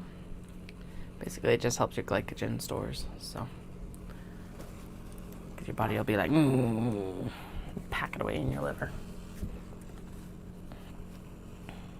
Which, if you're a long distance runner and you're like, why does the scale go up when you're training long distance? That is why. I hope that's something that's common knowledge to like long distance runners. But just in case you're like starting out, this is something I didn't know.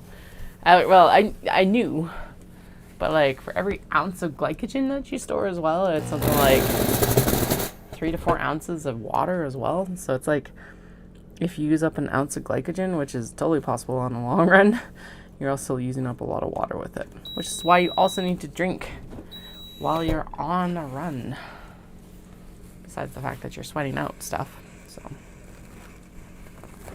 hydration is key. Hydration is key for everything, though.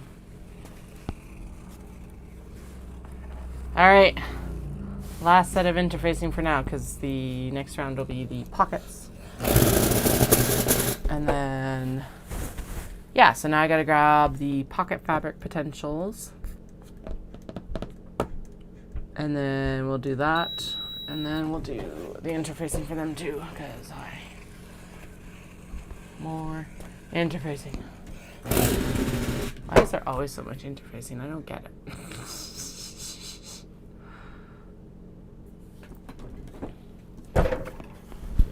I am going to turn the steam press off though. Holy. It's hot in here. Okay. I'll shove it back a bit. I'm going to leave it on the table because we do need to do this last little bit of interfacing.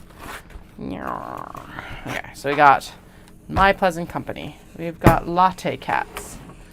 We have a vast selection here. Oh, the little black cats need to be repressed. Okay. And not repressed as in their rights taken away, but put back onto the steam press. Let's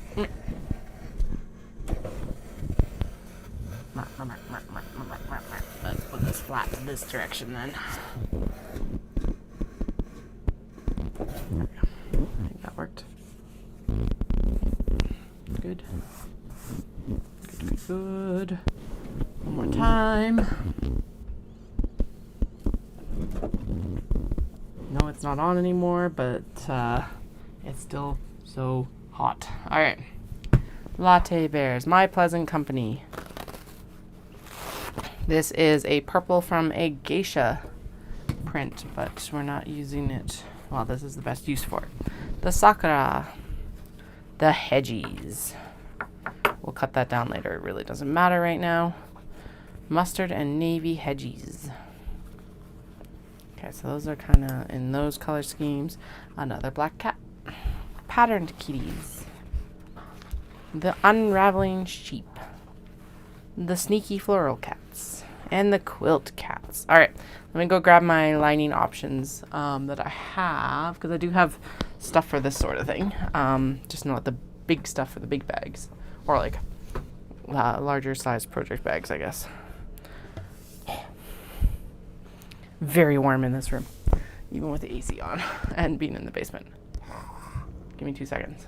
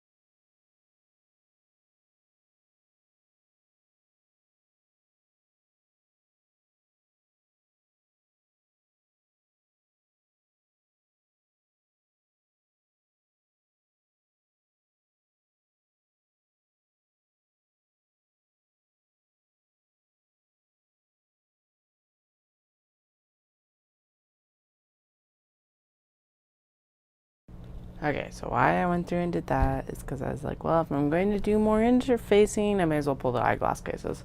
Because apparently I do actually have more lining fabric than I anticipated. It's not like stuff that I typically use for the... I think what it is like mentally, this is not stuff I use for lining the actual bags because I don't. But I could use it to line the capybara. Like that. Like that's perfectly acceptable. I don't know why that is. Although actually for the capybara I would use this one because it's going to match better. Now some of this I should actually maintain. So the fat quarters like that. Perfect. There we go. And actually I think in that case we can use 2 pieces and we can use the other one for the... Right? Can I? It should be big enough that I can get 2 out of it. I think. Oh, it's not. Although I think it's okay with the... As long as we can fit it with the, this, it really doesn't matter. This one, capybara, I'll take a little bit more care because I gotta fussy cut it in 2 directions. But the lining won't get affected. So yeah, we're perfectly fine to actually do 2 out of this fat quarter. Sweet. So there we go. That's perfect. So that's obviously not going to get used. Well, I wanted to use it kind of for the whatever. That matter. Get out of here. You're too good a match. Get out. Anyway, so we got like polka dots with like greens and browns and aqua and teal. We've got some purple batik. These ones I was going to probably put towards pockets inside of, like card slot pockets. So let's set those aside for now. We're not going to use those for this. Bloop. Oh yeah, and there's Alice. Got some of the red vines. Let me see. Did we end up with any of the red ones? This might look really good with the sakura, but here's the thing with this one. You're not really going to see these pockets. So, do you know what? I've got a lot of this batik. And this batik is very inoffensive. I could go with pretty much all of these lightly pink based ones. Like that. All of them, actually. Let's do it. Make my life easy peasy, please. Easy peasy, please. Okay, sweet. And then we've got the red. We got the 2 navies and the mustard, and we got the sneaky floral cats. So all of these kind of have a nice blue tone to them. So let's see. We got a little bit of the spray material left. So I think the sneaky floral cats will look the best on there. Now, I guess the question becomes, how much fabric do I actually need? Okay, so that's the exterior fabric. Front. We don't need any more of that. We already got it. That's for the snap fastener, which we will need the info later, but it's fine. So we need a slip pocket lining, which is this, times 2. And then we need 2 of this. Okay, easy. And then we need 2 front zippered pockets. So I can get all of those across here. Question becomes, can I get a second set? So I can definitely get a second set of slip pockets. Flippy, flippy, flip. Right. Barely, but we can make it work, I think. Right. Yeah, because I wasn't lined up all the way at the bottom here. Let's line it up there. Pop. I'm going to just put a gentle X on the corner right here, because that's where it should line up. And it should line, yeah, okay, so we can do, okay, so this can be slip pockets. So that means that this one will not fit because it is taller. But then this one should, oh no, it won't fit.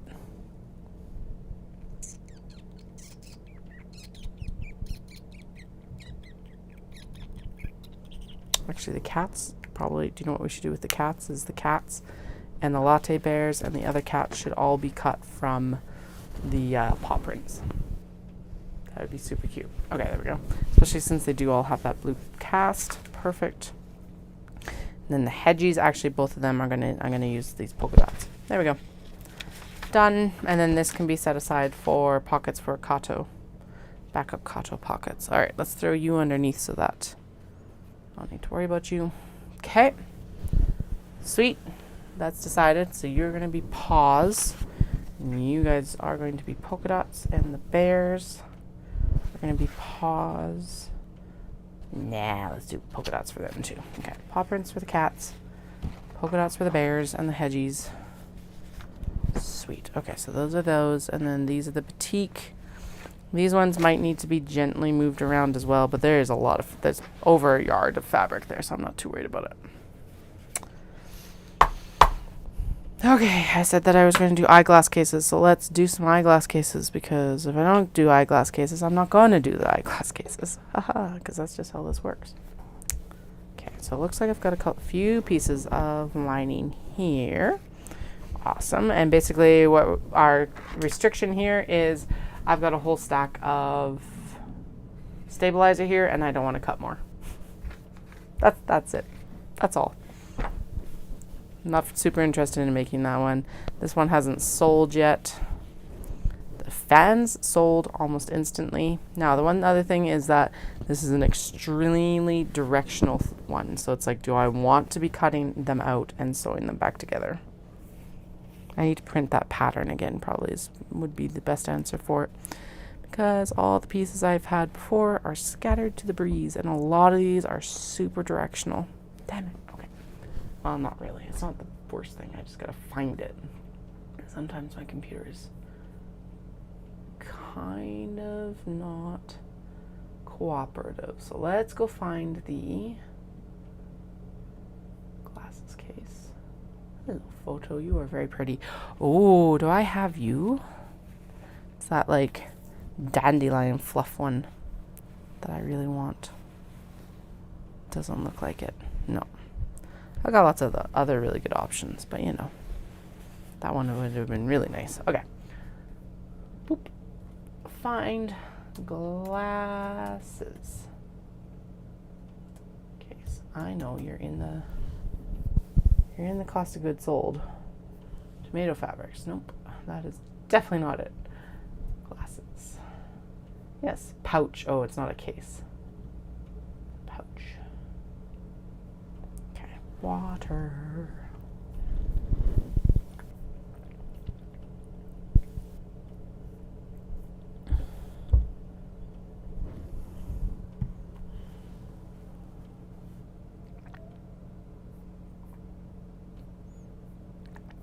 Okay, so how I do this is that I do cheat a little bit. Basically, you're supposed to cut them separately.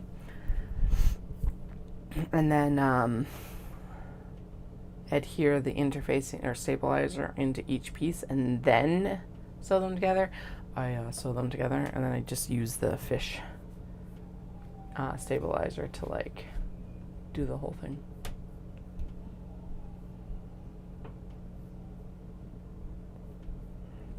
Anyway, but I do need to get the, okay, so it's pages 11 and 12.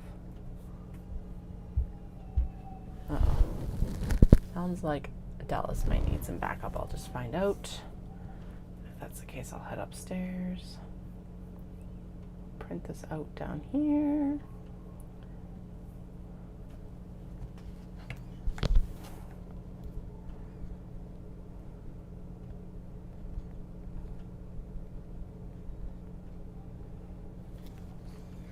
All right.